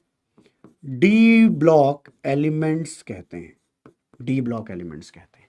D ब्लॉक एलिमेंट्स को हम आगे यहां पर कहते हैं ट्रांजिशन एलिमेंट्स। किनको छोड़ना है वो सब बाद में मैं खुद बताऊंगा। अभी क्या है? जनरली हम ट्रांजिशन एलिमेंट्स के नाम से भी जानते हैं, बट किसको छोड़ना वो आगे बात होगी। ठीक है, इसको हम क्या कहते हैं? इनको हम पी ब्लॉक एलिमेंट्स कहते हैं, पी ब्लॉक एलिमेंट्स कहते हैं। ध्यान देना, मुझे उन बच्चों को भी बताना है जिन्होंने जनरली अभी तक बहुत ढंग से कभी नहीं पढ़ा है, तो ये बहुत जरूरी है कि हर बच्चे को ये सारी लाइनें आनी चाहिए, ठीक है। तो ये यहां पे एस ब्लॉक, इधर होगा पी ब्लॉक, बीच में होता है डी ब्लॉक, और डी ब्लॉक में आप देखोगे आपको क्या मिलता है, सीरीज मिलती है। इसको देखो कहते हैं सीरीज। ये है स्कैंडियम और ये है जिंक। तो स्कैंडियम से लेकर जिंक को हम कहते हैं फर्स्ट ट्रांजिशन सीरीज। ये ट्रांजिशन एलिमेंट्स की पहली सीरीज को कहते हैं फर्स्ट ट्रांजिशन सीरीज, दूसरे को सेकंड ट्रांजिशन सीरीज, तीसरे को थर्ड ट्रांजिशन सीरीज, इसको कहते हैं फोर्थ ट्रांजिशन सीरीज। मास्टर एक भी चीज लिखना है कि नहीं? कुछ नहीं लिखना है, अभी कुछ नहीं लिखना, सुनना है, सिर्फ सुनना है। हमने कहा स्कैंडियम से लेकर जिंक तक की दुनिया को मेरे साथ दोहराओ, क्या बोलते हैं? First transition series, second transition series, third transition series, fourth transition series. Transition series दिमाग में गया क्या? वेरी गुड, गया तो बहुत मुबारकबाद, बहुत अच्छी बात है। चलिए अगला देखते हैं। सेकंड ड्रॉपर है, कोई बात नहीं, सेकंड ड्रॉपर है, स्वागत आप सभी का, बट ध्यान से पढ़ना भाई। सेकंड ड्रॉप में कम से कम इतना ढंग से पढ़ लो कि सिलेक्शन कहीं ठीक जगह हो जाए, ठीक है। तो जो लोग सेकंड ड्रॉपर्स हैं उनके लिए एक ही रिक्वेस्ट है, मेहनत जी तोड़ करो, ऐसा मानो कि आपके इसके अलावा आपकी जिंदगी में कुछ और नहीं है, ठीक है, तब जाकर के सिलेक्शन होगा। फिर आगे इनको कहते हैं, देखिए इनको पूरे को शायद आप ये जानते होंगे कि इनको लैंथेनॉइड्स कहते हैं, लैंथेनॉइड्स कहते हैं, और नीचे आने वाली इस बिरादरी को एक्टिनॉइड्स कहते हैं। अभी कुछ लिखना नहीं है, एक्टिनॉइड्स कहते हैं, ये सब मैं दोबारा आगे फिर बताने वाला हूं। और इसी को कंबाइंड करके कहा जाता है inner transition series, inner transition series कहते हैं, या इनर ट्रांजिशन एलिमेंट्स कहते हैं। इनर ट्रांजिशन एलिमेंट्स लिख देता हूं, इनर ट्रांजिशन एलिमेंट्स कहते हैं, इनर ट्रांजिशन एलिमेंट्स कहते हैं। तो मैंने क्या बोला, अभी याद करेंगे मेरे साथ क्लास में अभी याद करेंगे। मैंने क्या बोला, इस साइड है एस ब्लॉक, इस साइड है पी ब्लॉक, एस पी, बीच में आता है डी ब्लॉक, नीचे आता है एफ ब्लॉक। इसी को क्या कहते हैं भैया हम लोग? एफ ब्लॉक एलिमेंट्स भी कहते हैं। इनको कंबाइंड कर दिया जाए तो क्या कहते हैं? इसी को एफ ब्लॉक कहते हैं। तो ध्यान रखेंगे ये एफ ब्लॉक एलिमेंट होता है। Very good. जो पहली सीरीज है वो क्या है प्यारे? यहां देखना, यहां से लेकर यहां तक को क्या कहते हैं? बोलो। First transition series, second transition series, third transition series, fourth transition series. Very good, I think यहां तक की बात दिमाग में गई होगी। चलिए अब हम आगे चलते हैं। एक ना बेसिक इंट्रोडक्शन देना था, तो आपको एक बार पीरियोडिक टेबल मैंने दिखा भर दिया है। अब हम धीरे धीरे करके एक एक लाइन बढ़ेंगे, ठीक है। चलिए, निमोनिक्स फॉर एस ब्लॉक। मैं जानता हूं बहुत सारे बच्चों को यह आता होगा, लेकिन आप थोड़ा सा क्रिएटिविटी देखिए, रवि कह रहे हैं बेसिक्स वीक है, तो क्लियर हो जाएगा दादा, इसीलिए पढ़ा रहा हूं सब कुछ, ठीक है।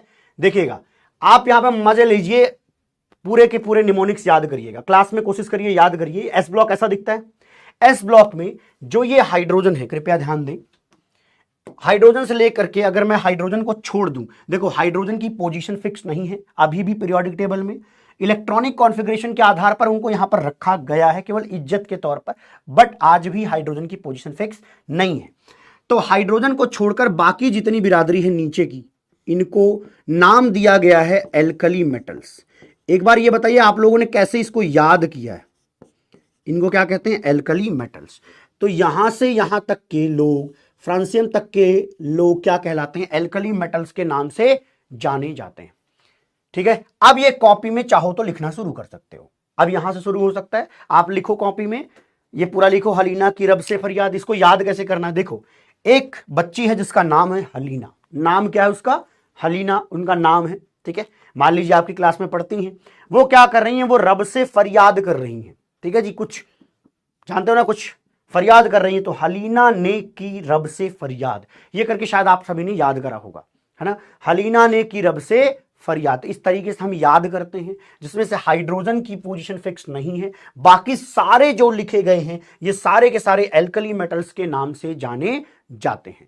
तो अगर मैं इसको सिंप्लीफाई करूं, देखो मैंने यहां लिख तो दिया, इसको सिंप्लीफाई करूं तो ऐसे लिखेंगे। देखो आप सभी लोग क्या कहोगे? ग्रुप नंबर 1, ग्रुप नंबर 1 जो होता है वो एल्कली मेटल्स के नाम से जाना जाता है, एल्कली मेटल्स के नाम से जाना जाता है। तो ग्रुप नंबर 1 को एल्कली मेटल्स कहते हैं, ये बात नोट करनी है। अब सर हम कॉपी में क्या ये बनाएंगे? नहीं नहीं दादा, ये नहीं बनाना है। आपको लिखना है ग्रुप 1 एल्कली मेटल्स और ये लिखना है हलीना ने की रब से फरियाद। सिर्फ 2 लाइन लिखनी है। सर कौन सी 2 लाइन? ये ग्रुप 1 एल्कली मेटल्स और उसके सामने ये लिखना है हलीना ने की रब से फरियाद। क्या समझा? एक कह रहा है सर क्यूट सी लड़की है। अरे भैया एआई से बनाई है मैंने, इमेजिनरी दुनिया में है, तुम लोग लगे खोने उसमें। कैसे कैसे बालक हो रहे तुम हैं। चलो पढ़ाई लिखाई पे ध्यान दो लो भाई, क्या कर रहे हो। हाँ चलो जी, ये लिख लिया ग्रुप 1 एल्कली मेटल्स हलीना ने की रब से फरियाद। ये नोट हुआ, ये लाइन और ये नोट होना जरूरी है। चलिए आई थिंक आपको याद हुआ हो। अगली बातचीत करेंगे वो है भैया जी हमारे एस ब्लॉक का ग्रुप कौन सा होगा बोलो भाई? ग्रुप 2। ग्रुप 2 को कहा जाता है एल्केलाइन अर्थ मेटल। आप कॉपी में ये नोट करिए जो मैं लिख रहा हूं। ग्रुप 2 में कहते हैं एल्केलाइन अर्थ, EARTH, earth metals. Alkaline earth metals लिखे जाते हैं ग्रुप 2 के अंदर। अच्छा जी, सर आपकी बुक कब आएगी? संयम, अब बुक जल्द ही आएगी, 1-2 दिन में, 3 दिन में आ जाएगी। मतलब मेरी तरफ से सबमिट है, अभी गया हुआ है प्रिंट को, वो लोग डिसाइड करेंगे कि कब आएगी। ठीक है, डोंट वरी। और ऐसी किताब लिखी है, मैं कह रहा हूं ऐसी कोई किताब बाजार में एग्जिस्ट भी नहीं करती। उसका रीजन है मैंने 10 महीने लगाए हैं, हर दिन 3 से 4 घंटे लिखे हैं। और जो बच्चे पुराने अर्जुना वाले हैं उनको भी पता होगा कि हम एक बुक लिख रहे थे, फैजल सर के साथ मिल के पहले लिख रहे थे। तो वो भाई साहब फिजिकल लिख रहे थे और मैं उसमें इनऑर्गेनिक लिख रहा था। तो ऑर्गेनिक हमने सोचा आर्य सर से लिखवा लेते हैं। तो इस तरीके से हमने एक बुक सोची। फिर मेरे दिमाग में आया कि भाई साहब ये किताब ही जो है 1500 पेज की हो जाएगी। तो इसलिए हमने कहा भाई अलग अलग निकालो, सब लोग अपने अपने निकालना शुरू करो। ठीक है, चलो इसको याद करने का तरीका क्या है कि बेटी मांगे कार स्कूटर बाप राजी। बाप मतलब कोई बेइज्जती की बात नहीं है कि बाप कह दिया सर आपने, पापा को बाप कहा जा सकता है। ठीक है जी, तो ये बेटी मांगे कार स्कूटर बाप राजी। और जो अपने अपने घर के लड़के हैं वो बेटा मांगे करके याद कर लेंगे, बेटा मांगे कार स्कूटर बाप राजी। तो यहां पे देखना स्कूटर पर SR लिखा हुआ है, यही है स्कूटर हमारा। अच्छा जी, तो बेटी मांगे कार स्कूटर बाप राजी। इस तरीके से ये वाली लाइन इसके सामने लिख लो, इसके सामने लिखो। अभी इतना ही टाइम दिया गया है कि कृपया इसको नोट करें। ठीक है, जो लोग बेटा कह रहे हैं वो लोग करेंगे भैया, याद कर लें इससे। हाँ शिवम कह रहा है NCERT अमृत, सही कह रहा है। हमने एक बुक लिखने की सोची थी NCERT अमृत, जब हमने वो लिखा तो हमें 1500 पेज की बच्चा किताब क्यों खरीदेगा यार, इतनी मोटी निकलेगी, वॉल्यूम्स बनाने पड़ेंगे। ऐसा करो अलग अलग निकाल लो। ठीक है, तो ये है बेटी मांगे कार स्कूटर बाप राजी, ये यहां पर आएगा। ठीक, चलिए अगली बातचीत बताते हैं। अगला है P ब्लॉक के लिए। तो P ब्लॉक में ये जो हमारा ग्रुप नंबर, ये कौन सा ग्रुप है, कौन बता पाएगा भाई? तो आप कहोगे सर हमको पहले से पता है ये ग्रुप नंबर 3 है ना। नहीं भैया 13 है। इसी को कहते हैं बोरॉन फैमिली। क्या कहते हैं? बोरॉन फैमिली कहते हैं इसको, हम कहते हैं बोरॉन फैमिली। इसको याद करने का तरीका देखो, बड़ा क्यूट सा है कि आप घर पे निठल्ले बैठे थे, कोई काम धंधा था नहीं आपके पास, तो मम्मी ने आपको ऐसा देखो सुंदर सा बैग दिया है। मम्मियां बैग भी देखो कितना सुंदर जुगाड़ करके रखती हैं। उन्होंने कहा कि जाकर के ये चीजें खरीद कर ले आओ। तो खरीदने गए हैं, तो महानुभाव इसको सेल कर रहे हैं और आप उसको लेने गए हैं। तो ये क्या कह रहे हैं भैया, देखो बैगन आलू गाजर, बैगन आलू गाजर इन थैला।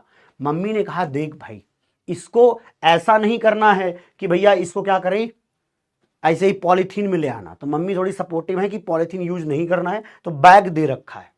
ठीक है, चलिए ओके ओके करते नहीं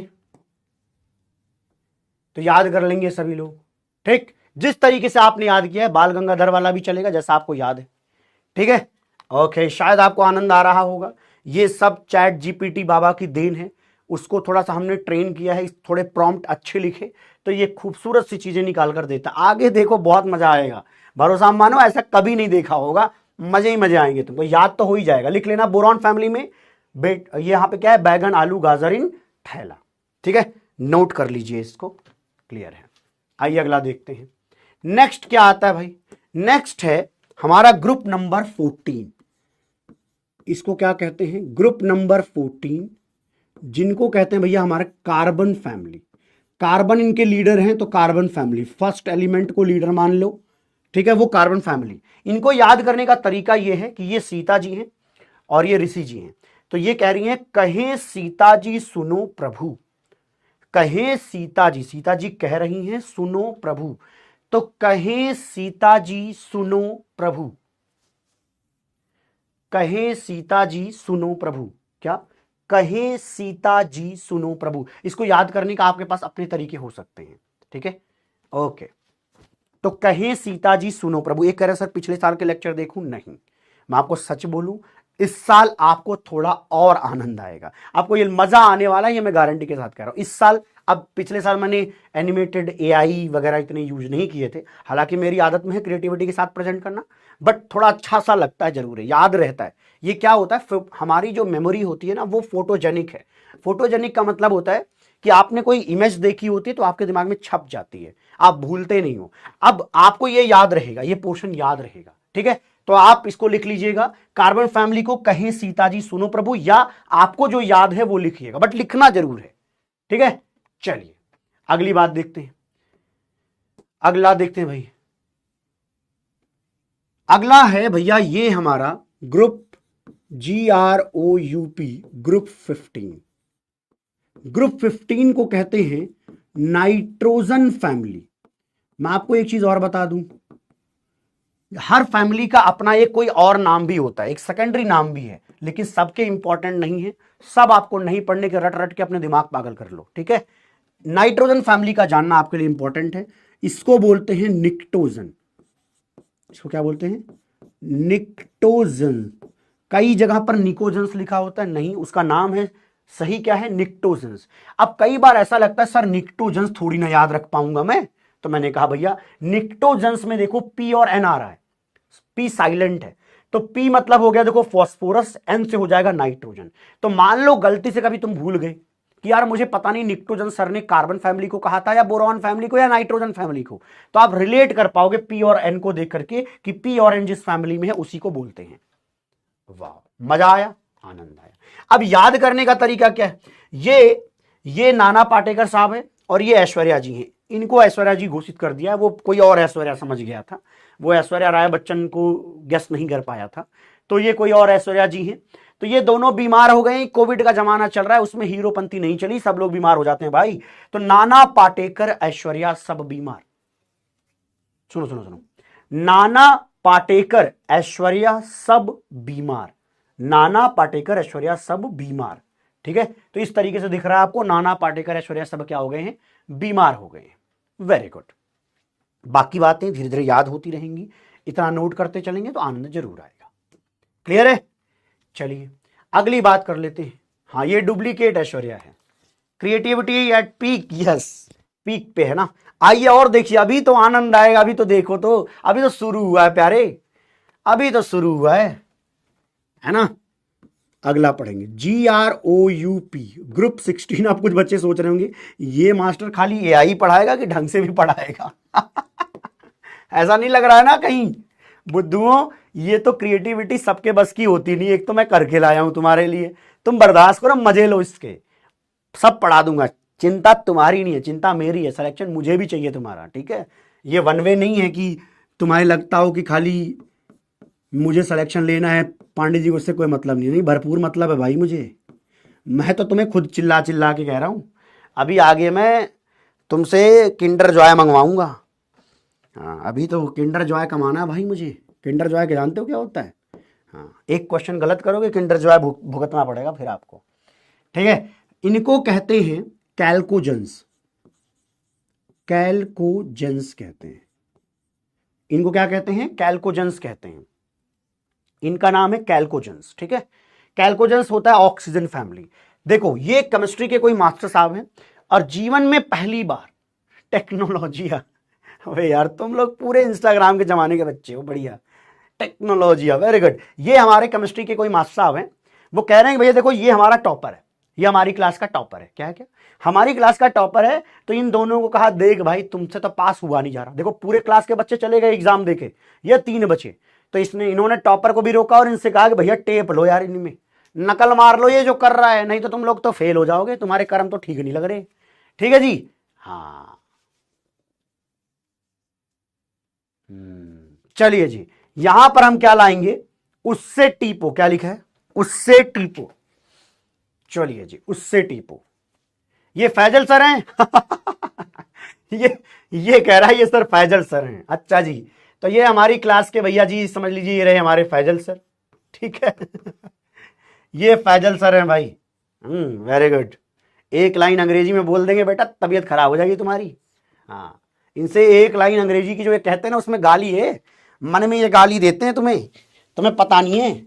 जब जब ये बोले ना फैजल सर एक लाइन अंग्रेजी की, समझ लाओ अंग्रेजी में वो गाली देना चाहते हैं, बट तुम्हें वो कहते नहीं है, तो उसके लिए उन्होंने एक सोफिस्टिकेटेड सा वर्ड बना दिया है, एक लाइन अंग्रेजी की। समझ रहे हो? हाँ ठीक है। चलिए चलिए, तो ये फैजल सर भाई एक लाइन अंग्रेजी की कह के बेटा गाली देते हैं तुमको, ध्यान रखना इस बात का ये अच्छे आदमी नहीं है ये। ओके, उससे टीपो, वेरी गुड, ये भी निपट गया जी। आइए ग्रुप 17 को देखते हैं, GROUP ग्रुप 17। आज वो भी पहला दिन है तो आराम आराम से पढ़ेंगे, है ना। अगले दिन से थोड़ा स्पीड अप कर लेंगे, कोई दिक्कत नहीं है, समझाते हुए तब भी चलेंगे। हेलोजन फैमिली कहते हैं जी, हेलोजन फैमिली, है ना। Fluorine, chlorine, bromine, iodine. तो ये आंटी जी एकदम सज धज के बाहर आ रही हैं। ठीक है जी। तो फिर कल बाहर आई आंटी, फिर कल बाहर आई आंटी, तो ये अपने घर द्वार से निकल रही हैं, तो इनके लिए शब्द है फिर कल बाहर आई आंटी, है ना। फिर कल बाहर आई आंटी, याद कर लीजिए, फिर कल बाहर आई आंटी। हाँ, बर्तन, बर्तन की आवाज सुनवाते हैं लोगों को। चलिए जी, फिर कल बाहर आई आंटी, फिर कल बाहर आई आंटी। क्लियर है? यस, फिर कल बाहर आई आंटी। अगली चीज देखेंगे भाई, ये तो भाई ये तुम्हारे मन पसंद चीज है भाई। सर इस क्या मन पसंद है, इसमें क्या ऐसा है? अरे भाई अभी देखो तो तुम सही, इसी को कहते हैं इनर्ट गैस फैमिली। ये इनर्ट गैस की फैमिली है, इसमें 3 महिलाएं हैं, इसमें 3 महिलाएं हैं जो आपके सामने प्रस्तुत की गई हैं। ये रही 3 महिलाएं। ठीक है, अब एक शुरू हो जाएगा, सर नीली वाली मेरी है। अबे ऐसी बातें मत करना भाई, ठीक है। सर नहीं नहीं सर, हमको तो लाल वाली ठीक लग रही है। छी छी छी छी, कैसे कैसे लोग हो तुम। इनको याद करने का तरीका क्या है, हीना, नीना और करीना, ये 3 लोग हैं। इनमें से किसी का नाम है हीना और किसी का नाम नीना और किसी का नाम करीना। ये इनको देख करके ये लग रहा है कि ये थोड़ी ऐसे खूबसूरती ठीक ठाक है, तो किसी कवि ने इनकी खूबसूरती को देखते हुए इन पर चंद लाइनें समर्पित करी हैं, और उन्होंने ये कहा है कि हीना, नीना और करीना के जेरोक्स रंगीन। कहना वो ये चाहता है कि ये तीनों बड़ी खूबसूरत हैं, लेकिन कवि की कल्पना है कहां तक जा सकती है। वो ये कह रहा है कि इनके जेरोक्स इतने सुंदर हैं ये लोग कि इनके जेरोक्स जो है काले नहीं आते, वो भी रंगीन आते हैं, मतलब वो भी कलरफुल आते हैं। ठीक है भाई, ये कवि की कल्पना, इसमें पांडे जी का कोई दोष नहीं, इसमें मेरा कोई लेना देना नहीं। ठीक है, हाँ चलिए जी चलिए ये छी कैसे लोग हो यार तुम, कुछ भी लिखोगे चैट में, मैं नहीं बोल रहा इतना क्या लिखा है तुमने अच्छा बेटा, येलो वाली तुम्हारी है जैसी तुम्हारी शकल सूरत है उस हिसाब से इनमें से तीनों रिजेक्ट करेंगी एक साथ तुमको फिर तड़पड़ाते हुए दिल लेकर के निकलोगे, नहीं सर अब तो क्रैक करना पड़ेगा IIT मुझे, है ना, ऐसा ही है। हाँ चलो जी चलो, गुड गुड, येलो वाली पसंद आ रही है सबको, वाह बेटा वाह बेटा वाह, सबने एक ही लाइन लिख रखी है। बेटा पता नहीं हर बैच में मैं इसको पढ़ाता हूं ले जाकर, तो ऐसा नहीं है कि तुम्हें ही खाली आंख मार रही है, कह रहा सर मुझे आंख मार रही है, नहीं बेटा वो हर बैच के बच्चे को आंख मार रही है चलो आगे चलते हैं। ची क्या क्या बुलवाते हो यार एक मास्टर से तुम लोग, क्रिएटिविटी करने के चक्कर में देख रहे हो AI ने क्या थमा दिया। चलिए अच्छी बात है, अगली चीज आती है mnemonics for D block elements. तो डी ब्लॉक एलिमेंट्स को याद करना है तो पहला देखेंगे, सब लोग ध्यान से देखना, ये हमारा डी ब्लॉक है। डी ब्लॉक में पहली सीरीज को हम कहते हैं, कृपया ध्यान सुनिएगा, इसको कहते हैं first transition series, first transition series, इसी को कहते हैं फर्स्ट ट्रांजिशन सीरीज। आगे मैं खुद बताऊंगा आपको, इसी को कहते हैं 3D सीरीज। बट आप अभी नोट कर लीजिए, रीजनिंग आपको आगे पढ़ाई जाएगी, मतलब रीजन आपको आगे पढ़ाया जाएगा, बताया जाएगा। तो फर्स्ट ट्रांजिशन सीरीज, या इसी को हम लोग कहते हैं 3D सीरीज। क्या कहते हैं? 3D series. इसको याद करने का क्या तरीका है, प्लीज ध्यान से सुनिएंगे।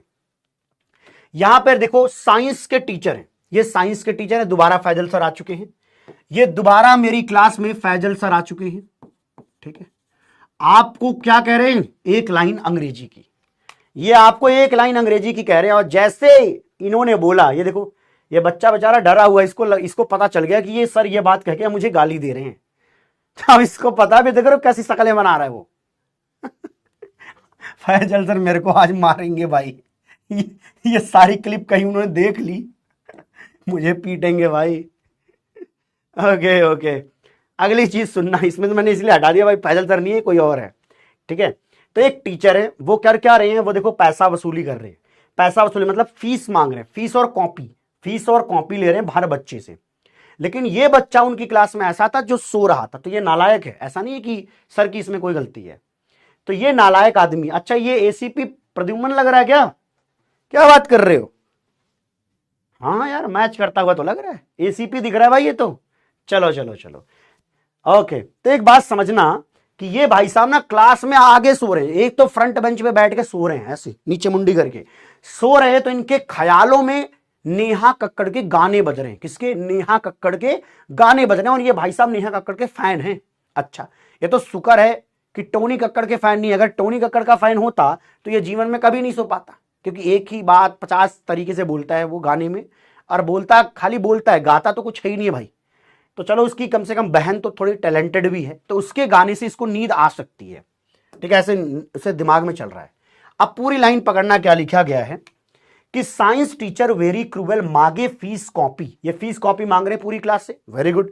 जब इसके पास पहुंचते हैं, ठीक है, तो इसको जगाते हैं, भाई तू भी फीस कॉपी दे दे नालायक आदमी। तो उठते पता क्या कहता है? नेहा कक्कड़ जिंदाबाद। उठते ही कहता है कि नेहा कक्कड़ जिंदाबाद। क्या? नेहा कक्कड़ जिंदाबाद, क्योंकि ये नारे लगा रहा है भाई, समझ रहे हो? नारे लगा रहा है क्योंकि उसके ख्याल में चल रहा है, तुम किसी को जल्दी से उठा दोगे, जो थॉट में है वही उसने बक दिया। तो भैया इसीलिए थोड़ा यहां पर ये इसकी पिटाई हुई है। ठीक है, तो याद करने का तरीका क्या है, ध्यान देंगे। साइंस टीचर वेरी क्रूएल मांगे फीस कॉपी, नेहा कक्कड़ जिंदाबाद। ठीक है, नेहा कक्कड़ जिंदाबाद। तो ये 3D series, first transition series आपको खोपड़ी में याद रहेगा। चलिए जी आगे चलते हैं, अगली लाइन देखेंगे। अगली लाइन देखेंगे, अगला है सेकंड ट्रांजिशन सीरीज। क्या? Second transition series. Second transition series की अगर मैं बात करूं ना प्यारे, तो इसको कहते हैं 4D सीरीज। इसी को कहते हैं 4D सीरीज, इसका नाम होगा 4D सीरीज। अब इसको कैसे याद करना है, आप ऐसे समझिए, आपको दोस्ती करनी है, याराना करना है, तो दोस्ती अच्छे लेवल की होनी चाहिए। अब ऐसा नहीं होना चाहिए कि दोस्ती में केवल मतलब हो। बेमतलब का दोस्तों के साथ वक्त गुजार कर जो जिंदगी के स्ट्रेस खत्म होते हैं, एक्चुअल में वही सबसे खूबसूरत पल होते हैं। नहीं तो जिंदगी में ज्यादातर लोग आपसे कुछ ना कुछ अपेक्षाएं रखते हैं कि यार ये ऐसा बिहेव करता है, ये ऐसा बिहेव करेगा, समथिंग। बट दोस्त ऐसे हैं कि ठीक है भाई, उनके सामने चिल बैठे हो, हाथ पांव फैलाए हो, कुछ भी बक रहे हो, शांति से चल रहा है, हमारा स्ट्रेस क्या होता है, खत्म हो रहा होता है। इसीलिए 2 4 10 दोस्त होने जरूरी है ना? नहीं भैया, आपके पास गिने चुने 2 से 3 दोस्त होने जरूरी हैं, जो कि सफिशिएंट हैं, आपकी बातचीत समझ पाए। देखो, लोगों को जानना और पहचानना और दोस्त बनाने में अंतर है। मिलते जुलते हाय कैसे हो, हाय कैसे हो, ये दोस्ती नहीं होती है। ये तो खाली जान पहचान हुई इतने लोगों से। लेकिन दोस्ती वो है जहां आप खुद आप बनकर रह सकते हो, आप अपने आप को एक्सप्रेस कर सकते हो। समझा जी? चलिए अगली बात करते हैं भाई। यहां पे देखना, ये देखिए दोस्ती, सर ऐसी दोस्ती तो हम भी करना चाहेंगे। ये तो कोई महिला मित्र लग रही है। हाँ लग रही है, लेकिन उसके लिए इस बालक ने एफर्ट लगाए होंगे। ठीक है जी, हाँ। तो यहां पर दोस्ती कर रखा है, क्या लिखा है? यारी जरा निभाना, यारी जरा निभाना, मौत तक रुकावट राह पड़े तो आग कूदो। मतलब रुकावट राह में पड़ सकती है, आग वाग पड़े तो कूद जाओ भाई। दोस्ती का लेवल ऐसा होना चाहिए कि ऐसा नहीं कि एक आदमी भाई आग वाग पड़ गई पीछे छोड़ के दूसरा कूद गया, ऐसा नहीं करना है, साथ लेके चलना है। क्या लिखा है, यारी जरा निभाना, मौत तक रुकावट राह पड़े आग कूदो। समझ गए सर, एक दिन ऐसा आएगा हम भी दोस्ती करेंगे। हाँ ठीक है, सबके दिन आते हैं और करने पड़ते हैं, ठीक है करना चाहिए, बट अभी नहीं, ठीक है। हाँ समझा रे, समझा रे प्यारे, यस। आई थिंक ये बात समझ में आई है सबको, कोई चिंता कोई परेशानी तो नहीं। याद करने का तरीका सेट लग रहा है दिमाग में, क्या, यारी जरा निभाना, मौत तक रुकावट राह पड़ेगी आग कूदो। वेरी वेरी गुड, बहुत अच्छा, जबरदस्त। चलिए जी अगली बातचीत करते हैं। अगली बातचीत है किससे भैया रिलेटेड, यहां पर हम इसको कहते हैं third transition series. This is third transition series. Third transition series को क्या कहते होंगे आगे आप खुद बताइए, चलिए बताइए। थर्ड ट्रांजिशन सीरीज को कहते हैं 5D सीरीज। इसको क्या कहते हैं, 5D सीरीज। याद करने का तरीका देखो क्या है, ये मस्त सा है भाई। ये देखो, ये इनका नाम है ओसामा। ये हैं भाई साहब, पहचान गए होंगे ये कौन है, कोई पुलिस वाले भाई साहब हैं, ये हफ्ता वसूलते हैं किससे, ओसामा से। ये बेचारे सब्जी उब्जी बेच रहे हैं, लेकिन देख रहे हो तुम हफ्ता की वसूली हो रही है इनसे। तो याद करने का तरीका है ला हफ्ता, हफ्ता दे, हफ्ता वसूली चल रही है, ला हफ्ता वरना रे ओसामा इधर पिटाई और होगी। क्या, इधर पिटाई और होगी, ध्यान रखना, ला हफ्ता वरना रे ओसामा इधर पिटाई और होगी। तो इस तरीके से आपको 5D सीरीज कंप्लीटली याद होना चाहिए, ठीक है। चलिए जी चलिए, चिंता नहीं है, एकदम चिंता नहीं है, वेरी वेरी गुड। अगली बात ध्यान देंगे, अगली बात ध्यान देंगे, ये है हमारा फोर्थ ट्रांजिशन सीरीज। तो क्या कहते हैं, fourth transition series. Fourth transition series last series है जिसको हम 6D सीरीज के नाम से जानते हैं, 6D सीरीज के नाम से जानते हैं। इनको याद करने का क्या तरीका, किसी को याद है क्या, ये एक बार चैट में बताना किसी को याद है तो। देखो यहां पर चलो मैं तुम्हें दिखा देता हूं, ये कौन है, AC रदरफोर्ड। ये रदरफोर्ड साहब है, इनका नाम है AC रदरफोर्ड, ठीक है। तो AC रदरफोर्ड साहब क्या हो रहे हैं, सागर में डूब रहे हैं, समुद्र में डूब रहे हैं, और ये बोर बाबा हंस रहे हैं। कौन हंस रहा है, बोर बाबा हंस रहे हैं। तो देखो याद करने का यहां पे तरीका क्या बनाया गया, तरीका यह बनाया गया कि AC रदरफोर्ड डूबे सागर में, AC रदरफोर्ड डूबे सागर में, बोर हंस मत। ये बोर बाबा हैं, हंस रहे थे। वैसे तो अच्छे आदमी लगते हैं, अच्छे अच्छे काम कर रखे हैं इन्होंने, अच्छे साइंटिस्ट नजर आते हैं, लेकिन ये देख रहे हो हंस रहे हैं, ठीक है जी, अच्छा काम नहीं कर रहे। तो AC रदरफोर्ड डूबे सागर में, बोर हंस मत, फिर डर से रो गया कौन।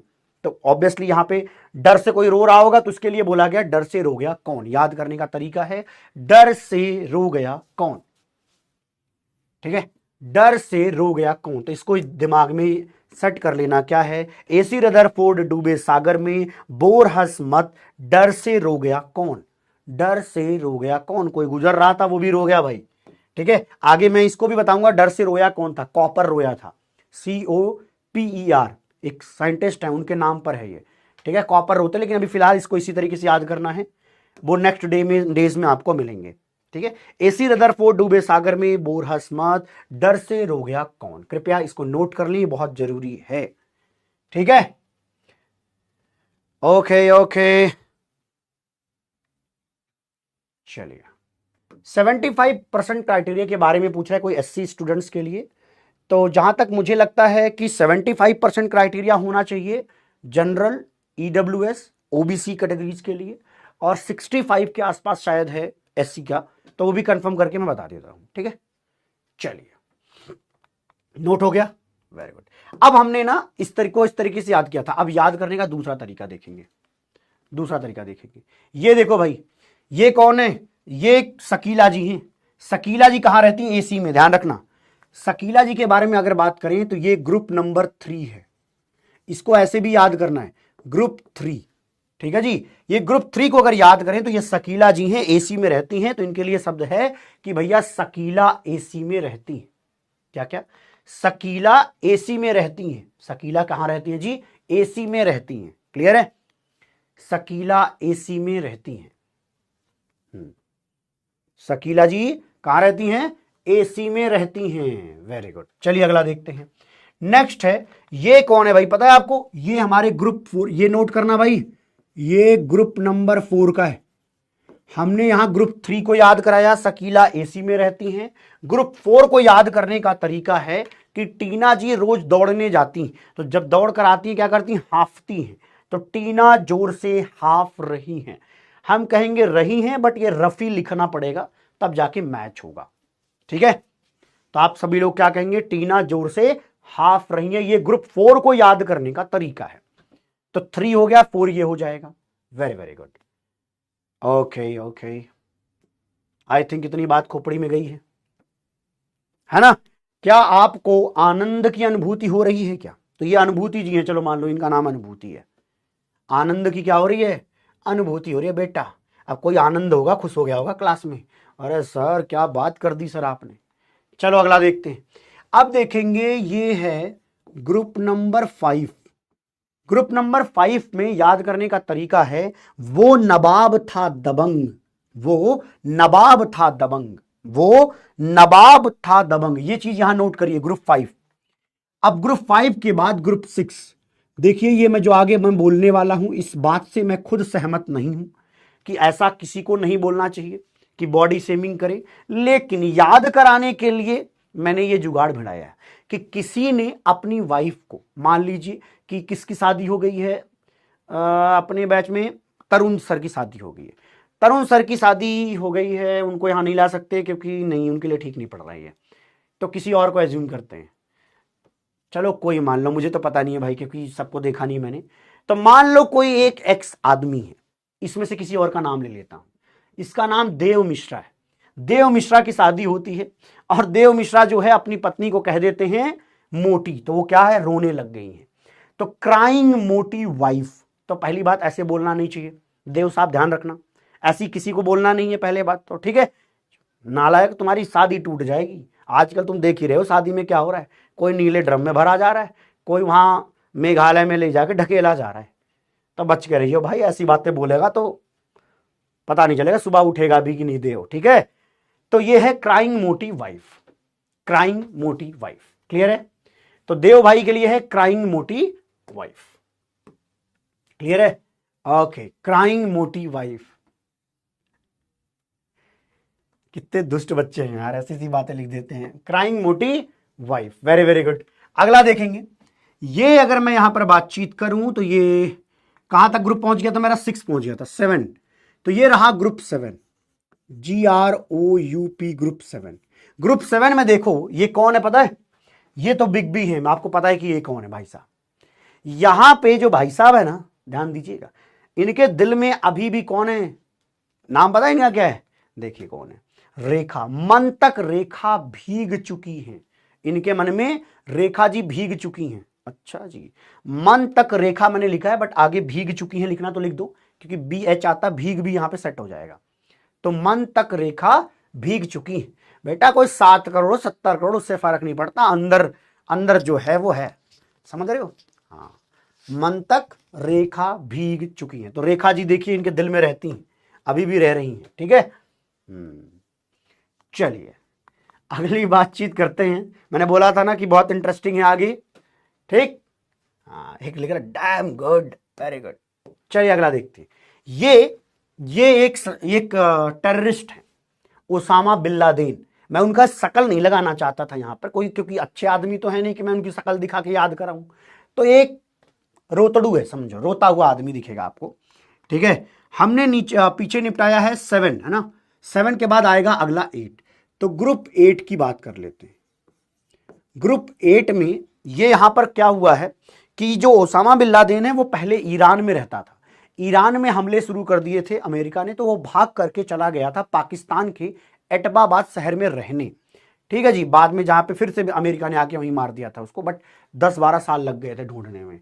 तो ये ओसामा बिन लादेन को एक पर्चा मिला जिस पर लिखा हुआ था कि भैया अमेरिका वाले आ रिया है। तो ये रोने लग गया। तो क्या हुआ भैया?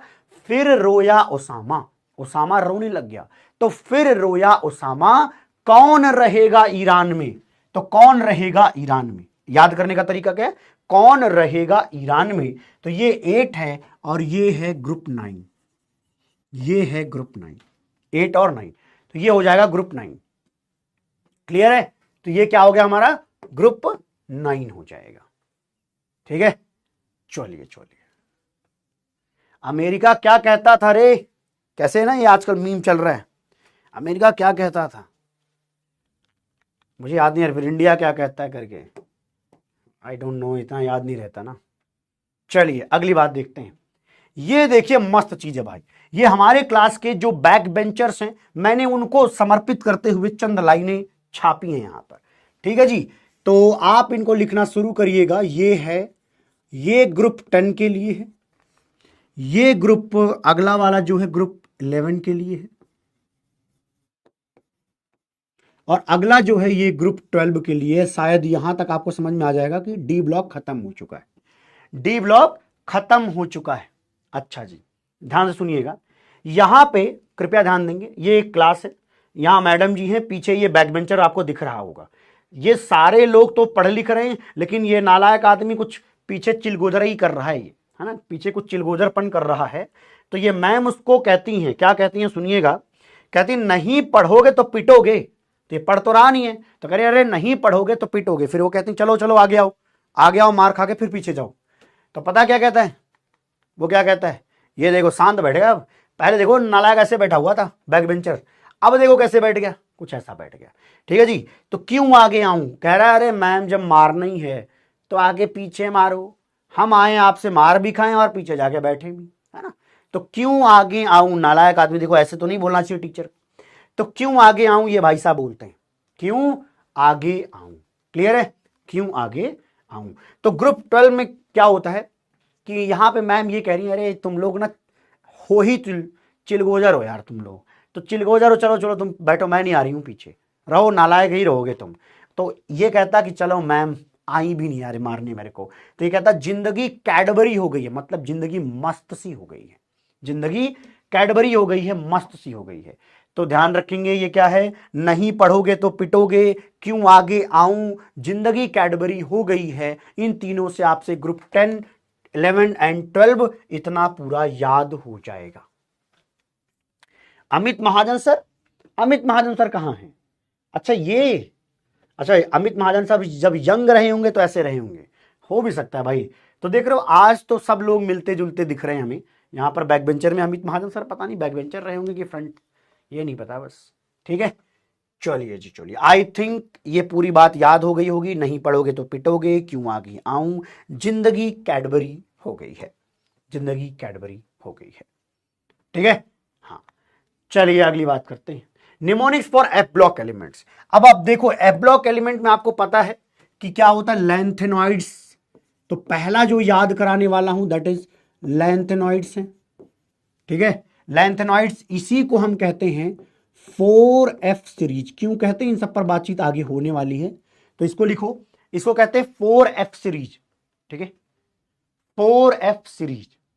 क्लियर है, क्या लिखोगे, इसको कहोगे 4F सीरीज, 4F सीरीज। अब यहां पे टीके डॉन को हम लेके आ सकते हैं। टीके डॉन साहब आईआईटी में पढ़ रहे हैं।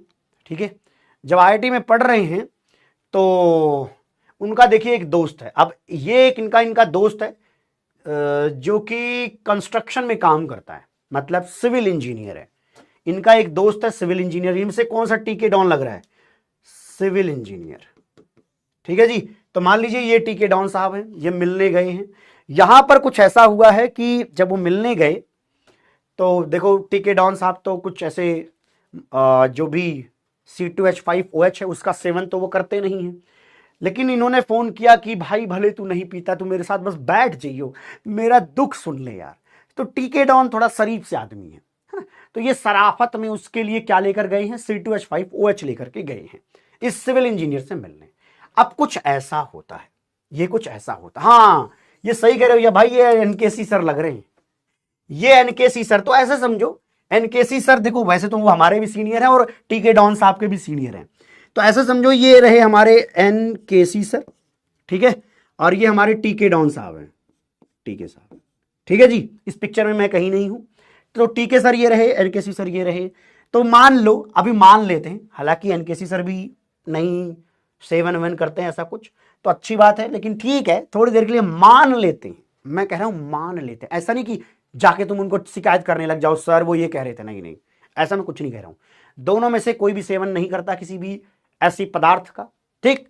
लेकिन आपको समझाने के लिए ये हमें झगड़े मूल लेने पड़ते हैं, तो ले कोई नहीं, ले लेते हैं। देखिए, तो वहां पर लाइट चली गई है जहां पर कंस्ट्रक्शन हो रहा है, ये भाई साहब गए हुए हैं। तो कहानियां कुछ ऐसी हैं, देखिएगा, ये अपनी बातें बताया जा रहा है। देखो कितनी शांति से सुन रहा है आदमी। टीके डॉन साहब चुप मार के सुन रहे हैं। हाँ, अच्छा अच्छा अच्छा अच्छा अच्छा अच्छा, हाँ फिर क्या हुआ? आओ, सारी कहानी इन्होंने सुनानी शुरू कर दी। पता क्या कह रहे हैं? कह रहे हैं वो एक लड़की थी जिसको मैं बहुत प्यार किया करता था, तो उसको देखो कवि की कल्पनाओं में कैसे बोला जाएगा, अभी आगे आपको काम आएगा। ठीक है, देखिए। फिर अभी तक देखो यहां पर कहीं बॉटल निकली नहीं है। यहां पर ये फोन निकाल के क्या कर रहे हैं पता है? फोन निकाल के बता रहे हैं, पुराने मैसेजेस पढ़ रहे हैं कि देखो वो मेरे को ऐसे ऐसे मैसेज करती थी। तो ये कह रहा है भाई बस कर यार, कितना रोएगा यार। ठीक है, अब इधर देखो तुम। इसने कहा भाई जो मेन मुद्दा है, सिंपल सी बात यह है कि तुझे जो चाहिए वो मैं लेके आया हूं, निकाल के दे दिया भैया, ये रहा तुम्हारा। ठीक है जी, हाँ ओके। तो ये चर्चाएं हैं, इसमें बस ध्यान रखना, एक ही कंडीशन है कि ये दोनों लोग इसका कोई भी सेवन नहीं करते। चलिए जी, ओके ओके। अब याद करने का इसका तरीका यह है कि सीने पर नदियां प्रेम की समाई। वाह वाह, क्या लाइन बोल रहा है। ये एनकेसी सर जो हैं इस समय कवि हो चुके हैं। ये कहते हैं सीने पर नदियां प्रेम की समाई, यूं गदगद तब दिल हो गया। वाह वाह वाह वाह, ऐसा ना हो जाए आज ही फोन आया जाए एनकेसी सर का, भाई मेरी तो शादी ब्याह हो रखा, क्या कहानियां सुना के आए हो आप, हैं? समझ रहे हो? ओके। तो देखो, तो मैं तो ये कहूंगा भाई आपने तो टीके डॉन को परेशान किया था, बेचारा शरीफ सा आदमी है, हैं? चलिए, तो सीने पर नदियां प्रेम की समाई, यूं गदगद तब दिल हो गया। ये देख रहे हो शायरी बाज हो चुके हैं इनके सीसर, तब दिल हो गया। फिर बात आती है कि यार रोना धोना बंद करो यार, तुम हमेशा रोते जा रहे हो, रुको, तुम्हें जो चाहिए तुम ये लो, इंजीनियर तुम ये भी लो, इंजीनियर तुम ये भी लो। तो पानी रखा हुआ है, उन्होंने उठा करके एक बोतल दे दिया कि भैया इंजीनियर तुम ये भी लो। लो में बस LU आ जाएगा लास्ट में, LU आ जाएगा लास्ट में, LU याद रखेंगे आप दिमाग में। क्लियर है? तो ये लाइन मैं नीचे लिख दे रहा हूं, इस पर आप याद कर सकते हैं कि सीने पर नदियां प्रेम की समाई, यूं गदगद तब दिल हो गया, इंजीनियर तुम ये भी लो। याद रहेगा? याद रहेगा भाई? देखो वैसे तो कहानियां टीके डॉन की भी, ये भी शायरी सुनाते हैं, लेकिन ये शायरी सिर्फ लंदन वाली लड़कियों को सुनाते हैं। बेटा अंग्रेजी में शायरी लिखते हैं, हिंदी में शायरी नहीं लिखते। टीके डॉन साहब हिंदी में शायरी नहीं लिखते भाई, अंग्रेजी में शायरी लिखते हैं, केवल केवल लंदन की लड़कियों को सुनाते हैं बेटा। हाँ, चलिए चलिए चलिए चलिए,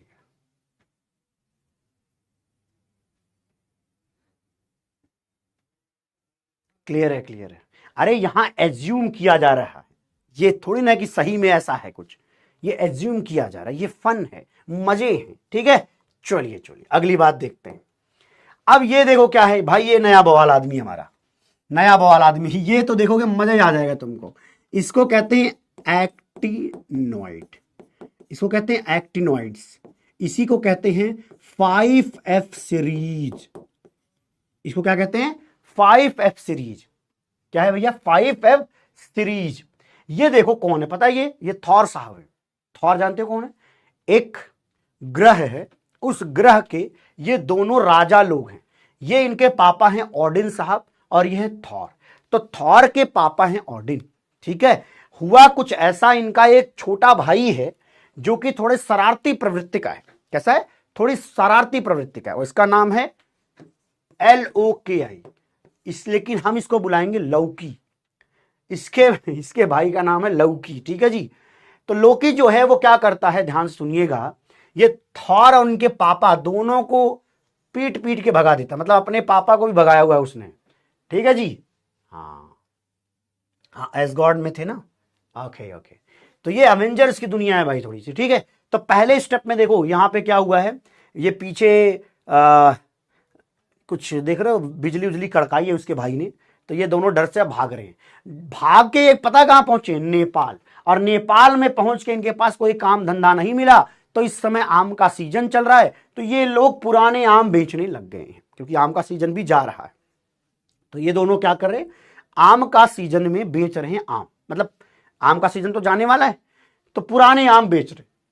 कहां बेच रहे हैं भाई, नेपाल में बेच रहे हैं। कहां पे, नेपाल में बेच रहे हैं। Very good. अगली बात देखें, फिर अगली बात समझना क्या है, ये इनके पापा ना थोड़े से अड़ियल टाइप के आदमी हैं। ये अच्छी बातें नहीं सिखा रहे अपने बेटे को, कह रहे हैं देखो बेटा ध्यान रखना, भले आज मेरे अंदर गरीबी आ चुकी, हमारे साथ गरीबी है, बट अगर पैसा कमा रहे हैं हम लोग, किसी भी रेस्टोरेंट में जाना तो उस रेस्टोरेंट में ऐसे रहो जैसे एकदम बड़े आदमी हो, तुम राजा साहब हो। वहां जाकर के तुम्हें जो वेटर हैं उनको ये कहना है कि, क्या कहना है, नूडल्स लाओ रे मैडम, नूडल्स लाओ रे। गंदी बातें सिखा रहे हैं, कह रहा मैडम नूडल्स लाओ रे, आदेश देना है आपको। अच्छा, ये वो चीजें हैं जो आपको कभी एवेंजर्स में या उनकी सीरीज में नहीं दिखाया गया है। ये नई सीरीज है और इसके निर्देशक हैं मिस्टर ओम पांडे, ठीक है। तो इसके आगे की ये बातें हैं जो उसमें मूवी में नहीं दिखाई गई हैं। मूवी की आगे की बातें मैंने यहां पर देखिए जोड़ दिया है कि ये हमारे थॉर साहब हैं, उनके पापा ऑडिन हैं।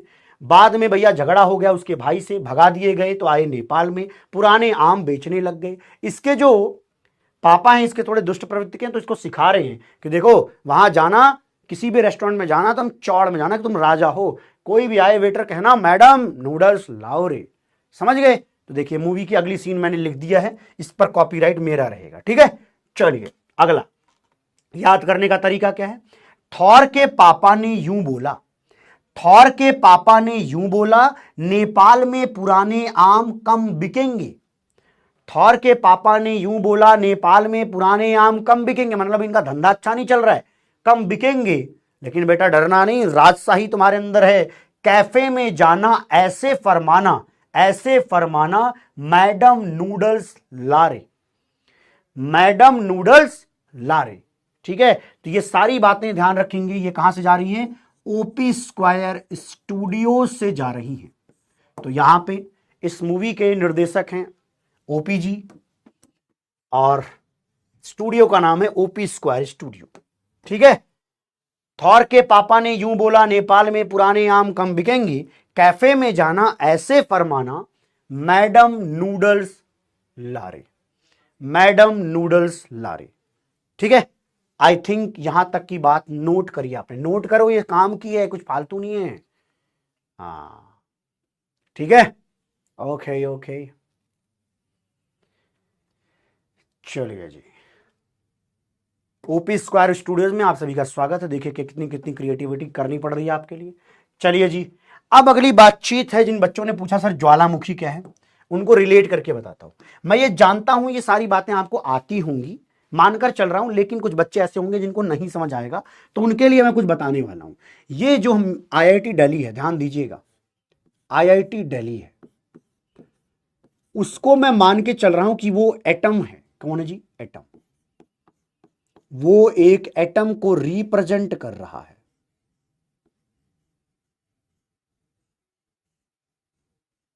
वो एक एटम को रिप्रेजेंट कर रहा है, ठीक है जी।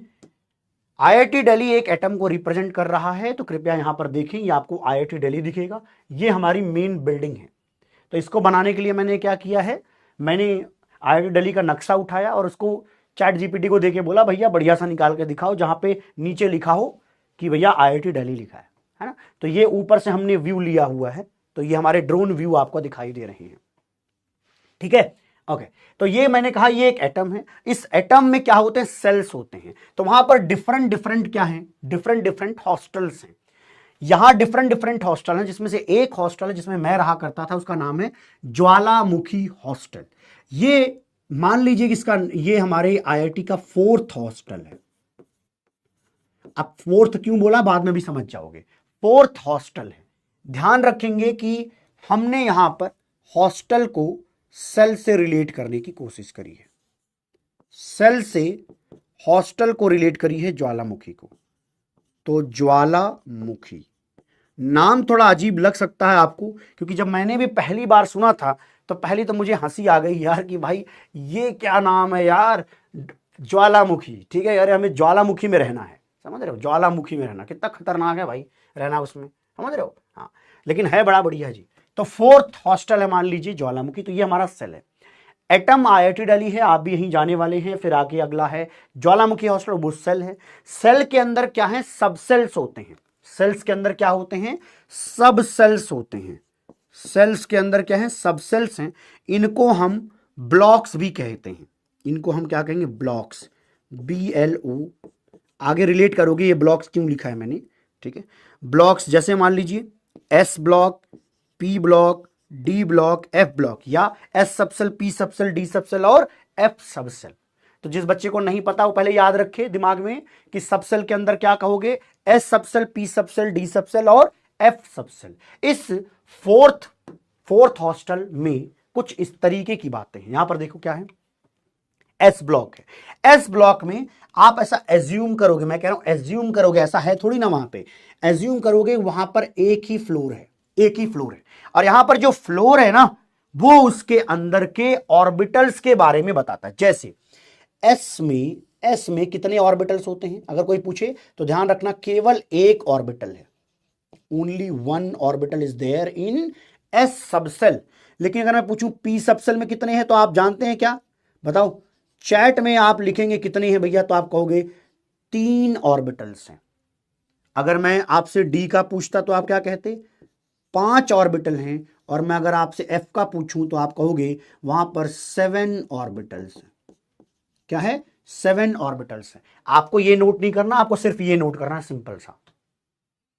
डूडी सर ने ये सब पढ़ा दिया होगा, वेरी गुड। तो ये एस ब्लॉक है, एस ब्लॉक का फर्स्ट एक फ्लोर है, तो हम कह देंगे एक ऑर्बिटल है। पी ब्लॉक में आप क्या देखते हो, 1 2 3।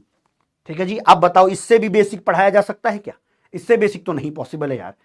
फोर्थ हॉस्टल का मतलब है ये फोर्थ सेल है।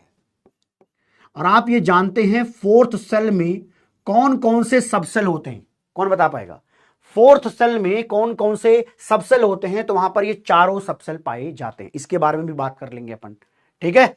तो ये हमारा पी ब्लॉक है, ये हमारा डी ब्लॉक है। देखो 1 2 3 4 5, तो ये पांच ऑर्बिटल्स किसमें है, डी में। और एफ की अगर मैं बात करूं तो यहां पर टोटल 7 होंगे, 1 2 3 4 5 6 7, 7 ऑर्बिटल्स हैं, ठीक है। ये टू मच बेसिक हो गया ना, टू मच बेसिक से ही शुरू करना था मुझे, ठीक है। ओके, पहला लेक्चर बहुत ही बेसिक चाहिए, बहुत ही बेसिक चाहिए भाई, ताकि कॉन्फिडेंस बिल्ड करे कि हाँ ये मास्टर यहीं से शुरू करेगा भाई।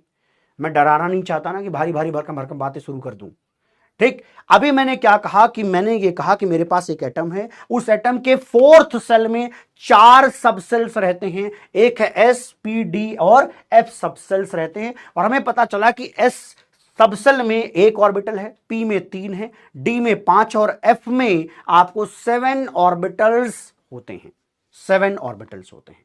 चलिए अब आइए, अब देखते हैं, अब देखते हैं कुछ और बात है इसमें। अब ऐसा तो है नहीं कि सिर्फ एक ही है ना, वहां पे गर्ल्स हॉस्टल भी है, जैसे हिमाद्री नाम है, हिमाद्री वहां पे गर्ल्स हॉस्टल है। कुछ लड़के सोच रहे हैं सर हमको भी उसी गर्ल्स हॉस्टल में रहना है। बेटा ऐसा नहीं होता, वो आईआईटी कानपुर वाला मैटर नहीं है। आईआईटी कानपुर में क्या है, हम लोग गए थे 7 दिन थे, तो हमें ये पता चला कि भैया यहाँ गर्ल्स हॉस्टल में आप जा सकते हो, बॉयज हॉस्टल में गर्ल्स भी आ सकती हैं। बहुत ही मतलब ऐसे लिबरल टाइप की जगह है भाई, है ना। ऐसा कई सारी आईआईटीज में है, ऐसा कई सारी आईआईटीज में है। बट आईआईटी दिल्ली में बंद हो गया था जब एक कांड हुआ था, अगर आपको पता हो, निर्भया कांड, उसके बाद से क्लोज कर दिया गया है। तो ये कार्यक्रम अभी आईआईटीज में नहीं होता, बट हाँ एक डे होता है जिसे हॉस्टल डे बोलते हैं। तो ज्वालामुखी का एक डे है, तो इसी तरीके हर हॉस्टल का अपना एक डे होता है, तो खाने पीने का सिस्टम रहता है उधर, और एक दूसरे के हॉस्टल में अपन जा सकते हैं, ठीक है। हाँ, अब एक कह रहा है आईआईटी कानपुर जाना है, छी ऐसी चीजों के लिए जाना, बे पढ़ ले, आईआईटी कानपुर फ्री में नहीं मिलता, रैंक लानी पड़ती है।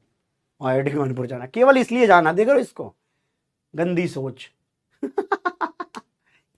मैंने क्या सोच के बताया और ये आदमी क्या लिख रहा है भाई, सही आदमी है भाई ये तो। ठीक है, एक कह रहा सर टीच नॉर्मली, भाई क्या नॉर्मली होता है, यहां नॉर्मली नहीं पढ़ाते हम, अब नॉर्मली ही पढ़ाएंगे, जैसे पढ़ाया जाता है ताकि सीख सके हर आदमी। ठीक, तुम्हें लग रहा होगा लेवल बढ़ाते हैं, अभी नहीं बढ़ेगा भाई, क्लियर बात बोल रहा हूं, कल से थोड़ा बढ़ना शुरू हो जाएगा। अभी सिंपल सुनो, ये है मान लीजिए फर्स्ट सेल, तो इसको क्या कहेंगे, प्रिंसिपल क्वांटम नंबर, यहां पर 1 है, प्रिंसिपल क्वांटम नंबर 1 है, यहां पे क्या है, इसको 1 लिखो। n इज इक्वल टू 1 में प्रिंसिपल क्वांटम नंबर 1 के केस में क्या होगा, s ब्लॉक। 2 में क्या होगा बोलो, आप जानते हैं प्रिंसिपल क्वांटम नंबर 2 होने पर क्या होता है, s भी होता है और वहां पे साथ साथ p भी होता है। प्रिंसिपल क्वांटम नंबर अगर 3 है, मतलब थर्ड हॉस्टल की बात करें, तो वहां पे ये एसपीडी तीनों मिलते हैं। अगर मैं फोर्थ की बात करूं जो कि था ज्वालामुखी हॉस्टल, उसमें ये चारों मिलते हैं। आई थिंक आप रिलेट कर पा रहे हैं, ये सिंपल सिंपल बातें हैं। क्या है कि अगर मैं पूछूं बोलूं तो क्या बोलोगे कि यहां पर क्या सेल नंबर 1 है, ठीक है, तो सेल नंबर 1 में S2 में दोनों, 3 में तीनों, 4 में इस तरीके से 4 होंगे। क्लियर है, चलिए IIT कानपुर जा, मम्मी सुन रही हैं, अरे तो मम्मी सुन रही, इसमें कुछ गंदी बातें थोड़ी कर रहा हूं यार, ये तो सच है कि भाई गर्ल्स हॉस्टल में बॉयज का आना अलाउड है तो है, इसमें क्या बुरी बात है, इसमें बुरी बात नहीं ना, ये तो आपके ऊपर डिपेंड करता है, कैसी बातें कर रहे हो आप, ये कोई बुरी बात नहीं है भैया, ये ओपन कल्चर होता है और होना चाहिए। अभी नहीं समझ में आएगा, जब IIT पहुंच जाओगे ना तब लगता है कि हाँ सही है, ये होना चाहिए, फिर तुम खुद बोलोगे। अभी मैं कह रहा हूं तो तुम्हें बुरा लग रहा है, क्योंकि तुमने अभी तक ऐसी बातें किसी और से नहीं सुनी है, तो शायद तुम्हें सुनने में अजीब लगे, बट सच तो यही ना, सच थोड़ी ना बदल दूंगा मैं। हाँ ठीक, चलिए अगला देखते हैं भाई। अब ये बात तो चलो यहां से पढ़ना शुरू कर रहे हैं हम इत्मीनान से, ठीक है, चलिए। एक कह नहीं होना चाहिए, अरे होना चाहिए नहीं होना चाहिए अपन डिसाइड नहीं करते हैं। अभी जो तुम्हें ज्ञान आ रहा है ना, तुम जाओ IIT तब तुम्हें पता चलेगा, तुम खुद फोन करके कहोगे सर अच्छा है कि यहां अलाउड है। हाँ चलो अगला पढ़ोगे, हेडिंग बनाना है, ये ऐसा टेबल बनाएंगे, सेल लिखेंगे, यहां पर सब सेल लिखेंगे, नंबर ऑफ ऑर्बिटल्स लिखेंगे और मैक्सिमम इलेक्ट्रॉन्स लिखेंगे। चलिए बताइए, ये सब आपको पढ़ाया जा चुका है, आप थोड़ा स्पीड कर लेते हैं अपन। सेल नंबर 1 में आप बताइए कितने सबसेल्स हैं, सिर्फ S सबसेल है, अभी बताया था। तो नंबर ऑफ ऑर्बिटल कितने हुए, 1, और एक ऑर्बिटल में कितने इलेक्ट्रॉन रह सकते हैं, 2। सर आपको कैसे पता, अरे भैया ये किसने बताया था, बताइए किसका एक्सक्लूजन प्रिंसिपल है, पाउलीज एक्सक्लूजन प्रिंसिपल कहता है कि एक ऑर्बिटल में 2 इलेक्ट्रॉन से ज्यादा नहीं रह सकते जी। और वो कहां से आया, जब उन्होंने ये बोला कि चारों क्वांटम नंबर हर इलेक्ट्रॉन के लिए डिफरेंट होना चाहिए। आई थिंक बात समझ में आ गई, वेरी गुड, नोट करते जाइएगा। अब पढ़ाना लिखाना शुरू हो चुका है भाई, अब मत कहना। 2 में क्या होगा, कितने सबसेल हैं, एक S होता है, दूसरा P, ऑर्बिटल गिनते हैं। S में कितना है, एक, P में कितने होते हैं, P की अगर मैं बात करूं तो P में 3 सबसेल्स हैं, सॉरी 3 ऑर्बिटल्स हैं। अब अगर टोटल 4 ऑर्बिटल हैं तो 8 इलेक्ट्रॉन होंगे मैक्सिमम, है ना, 8 इलेक्ट्रॉन होंगे मैक्सिमम, क्लियर है, मैक्सिमम 8 इलेक्ट्रॉन होंगे। अब एक भैया फिर ज्ञान दे रहा है, एक लिख रहा है sir please don't use AI image. क्यों भाई, क्यों क्यों बताओ, आप बताओ क्यों, अपने अपने अपने आप से पूछो कि मैं ज्ञान कैसे दे सकता हूं टीचर को। इसलिए बोल रहा हूं आदत सुधारो, सिलेक्शन चाहिए या नाटक करना है, अगर नाटक करना है तो भैया अपने तरीके से जीते जाओ, टीचर को मत सिखाओ बे तुम्हें कितनी प्यार से बता रहा हूं, बड़े भाई होने की हैसियत से ये बात तुम्हें बता रहा हूं, टीचर को कभी मत सिखाया करो, तुम्हारा घाटा है प्यारे, तुम्हें बता रहा हूं, तुम्हें समझ में अभी नहीं आएगा, ये बातें बाद में रियलाइज होती हैं 1 साल बाद, तब तक टाइम गुजर जाता है, तुम पढ़ने पर ध्यान दो, ठीक। चलो SPA कह रहा सर ये कितने गंदे लोग हैं, कह रहा सर रियल इमेज यूज करिए हीना नीना की। अबे अब मैं कुछ और समझ रहा था यार, कैसे कैसे बच्चे अपनी क्लास में यार। S में कितने होंगे, 1, P में कितने हैं, 3, D में कितने हैं, 5, टोटल कितने हो गए भाई, टोटल कितने हो गए, 9। तो कितने इलेक्ट्रॉन मैक्सिमम हो सकते हैं, 18। तो मतलब थर्ड सेल में 18 इलेक्ट्रॉन मैक्सिमम पॉसिबल है, सेकंड सेल में 8 इलेक्ट्रॉन पॉसिबल है, और फर्स्ट में 2 इलेक्ट्रॉन मैक्सिमम पॉसिबल हैं, क्लियर है, मैक्सिमम पॉसिबल है। चलिए आगे देखते हैं। 4 में बताइए, एक होगा S, एक P, फिर D, फिर F, ठीक है। अब S में कितने होते हैं ऑर्बिटल, 1, P में कितने होते हैं, 3, D में कितने, 5, और F में तो जोड़कर कितना हुआ बताइए, ये जोड़ो रे, बताओ कितना हुआ, 16 होगा। तो 16 दूनी 32, 32 इलेक्ट्रॉन मैक्सिमम आ सकते हैं 4 में। ठीक है जी।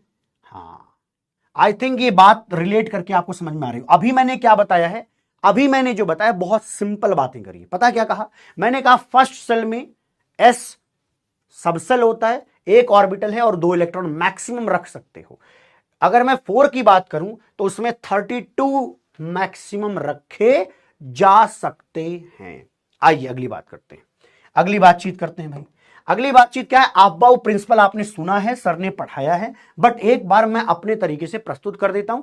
सर ने भी इसी तरीके से प्रस्तुत किया है, बट एक बार रखना आपके लिए जरूरी है, क्योंकि वो बच्चा जो नहीं पढ़ा है वो सीख जाए। ठीक है। ये क्या कहते हैं कि इलेक्ट्रॉन्स की जब हम फिलिंग करते हैं, जब हम इलेक्ट्रॉनिक कॉन्फ़िगरेशन लिखते हैं, किसी भी एटम के अंदर इलेक्ट्रॉन्स के अरेंजमेंट के बारे में समझने की कोशिश करते हैं, उस समय ये अबाउ प्रिंसिपल हमें बड़ा काम आता है। अबाउ का मतलब होता है बिल्डिंग अप, बनाना। ठीक है जी।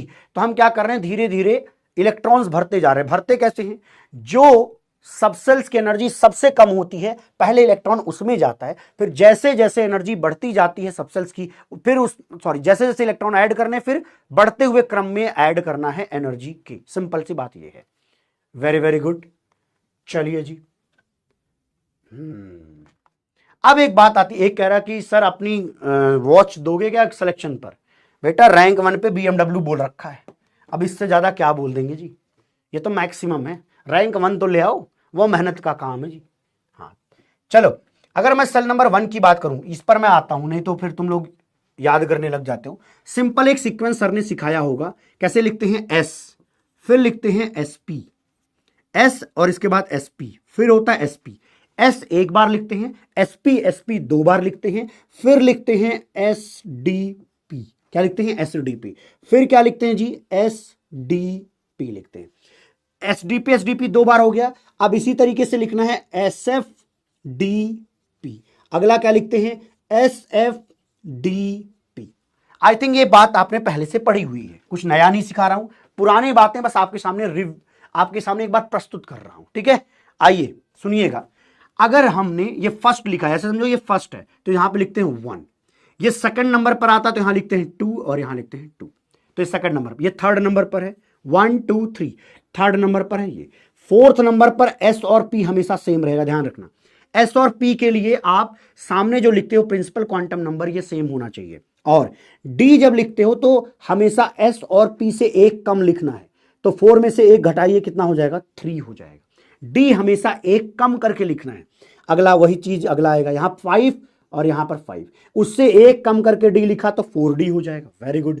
अगला ये 6S और ये रहा 6P, 6S 6P, उसमें से एक कम किया तो क्या हो जाएगा? 5D। उससे एक और कम करेंगे तो F आएगा, इससे एक और कम करोगे तो F आएगा। तो इसमें से एक और कम कर दिया गया है। वेरी गुड, याद होगा सारे बच्चों को इस तरीके से। ठीक, अगला 7S 7P, जैसे सिखा रहा हूं सीक्वेंस यही फॉलो करना है। 7S 7P, यहां से एक घटाइए D, एक और घटाइए तो आपको F मिलता है। क्या आपको ये पहले से आता है? मुझे लगता है ये आपने पहले से सीखा हुआ है। ये है क्या? ये एनर्जी सीक्वेंस है। हम अगर कहें कि पहले इलेक्ट्रॉन कहां जाता है, तो पहले इलेक्ट्रॉन हमेशा पहले इसमें जाएगा, सबसे कम एनर्जी का ये होता है। तो जैसे जैसे हम नीचे जाएंगे, देखो देखते जाओ, फिर इस तरीके से इलेक्ट्रॉन भरे जाते हैं। ठीक है जी, इस तरीके से इलेक्ट्रॉन भरे जाते हैं। अब लेकिन ये बनाना नहीं है आपको, यहां पे ये चीज ऐसे नहीं बनानी है, ये मैं हटा रहा हूं। आपको बस ये सीक्वेंस इस तरीके से पता होना जरूरी था। ठीक है जी, याद रहेगा। कैसे याद रखोगे? आप लिखोगे S पहला, फिर SP SP, SDP SDP, SFDP SFDP। Simple है, क्लियर है, आसान है, मजेदार है।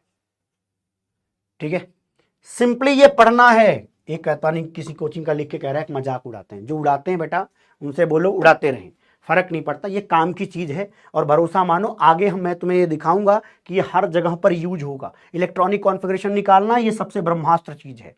अच्छा है, दिमाग में सेट करो, बकवास में मत पढ़ो। डूडी सर ने भी ऐसे ही पढ़ाया होगा शायद। ठीक है, चलिए अब देखिए, अगर मैं देखूं तो प्रिंसिपल क्वांटम नंबर यहां पर क्या है? 1 है। देखो प्रिंसिपल क्वांटम नंबर 1 है। यहां पर प्रिंसिपल क्वांटम नंबर आपको 2 दिखेगा, S और P है ना, देखते जाओ 2। यहां पर सेम तरीके से अगर मैं लिखूं तो यहां पर 3S 3P लिखूंगा, 3 लिखूंगा। प्रिंसिपल क्वांटम नंबर देखो 3S। अब कई बच्चे सोचेंगे सर ये 3D कहां से आ गया?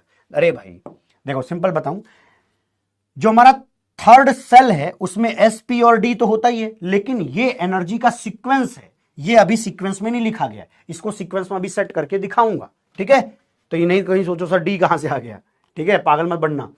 4 में देखो क्या होगा, फोर्थ सेल में क्या क्या होता है, अंतर समझना, ये एनर्जी सीक्वेंस है और ये अभी एनर्जी सीक्वेंस बनना बाकी है, रुकना 1 मिनट, ठीक है। 4 में क्या आएगा, एस आएगा, पी आएगा और डी आएगा, आर एफ। अरे बुद्धू अभी तो पढ़ाया था, सेल नंबर 1 में एस होता है, एस पी होता है, एस डी पी होता है, फिर एस पी डी और इसके बाद क्या होता है, एस पी डी एफ होता है।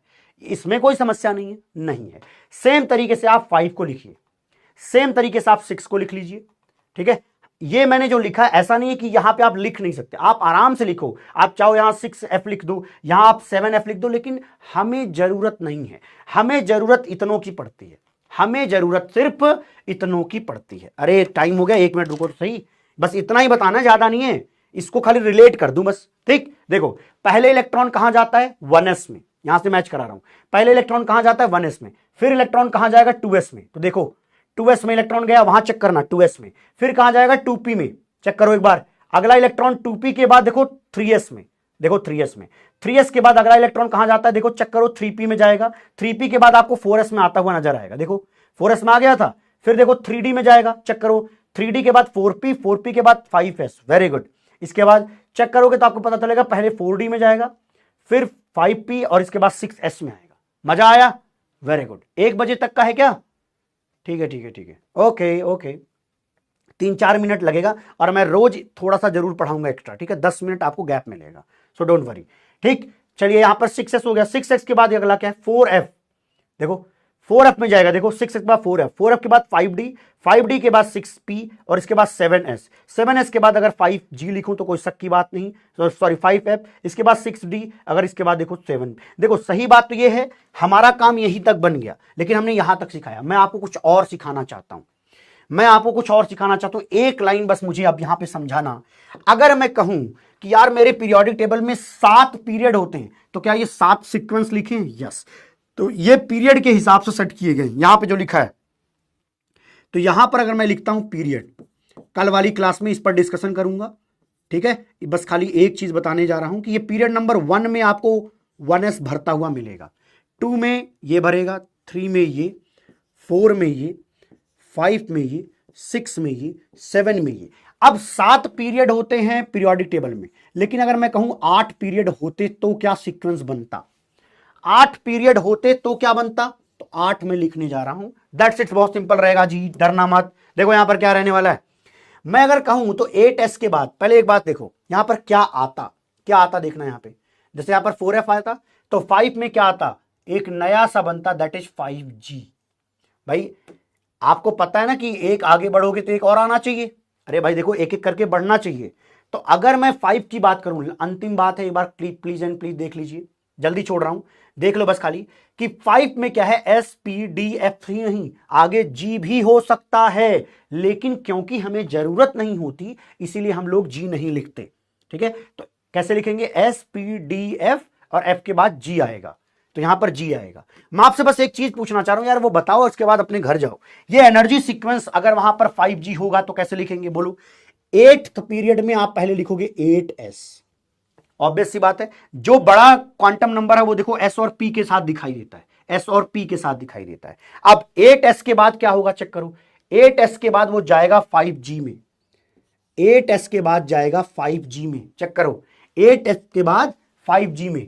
अब देखो अगर मान लो ये आता तो ये 5G होता, यहां पर क्या होता बोलो, यहां पर होता 6f, इसके बाद आता 6f में, ठीक, 6f, यहां पर क्या आता, बोलो बोलो भाई, यहां पर आता 7d, 7d है ना, देखो देखो देखो जल्दी, यहां पर क्या आता 8p।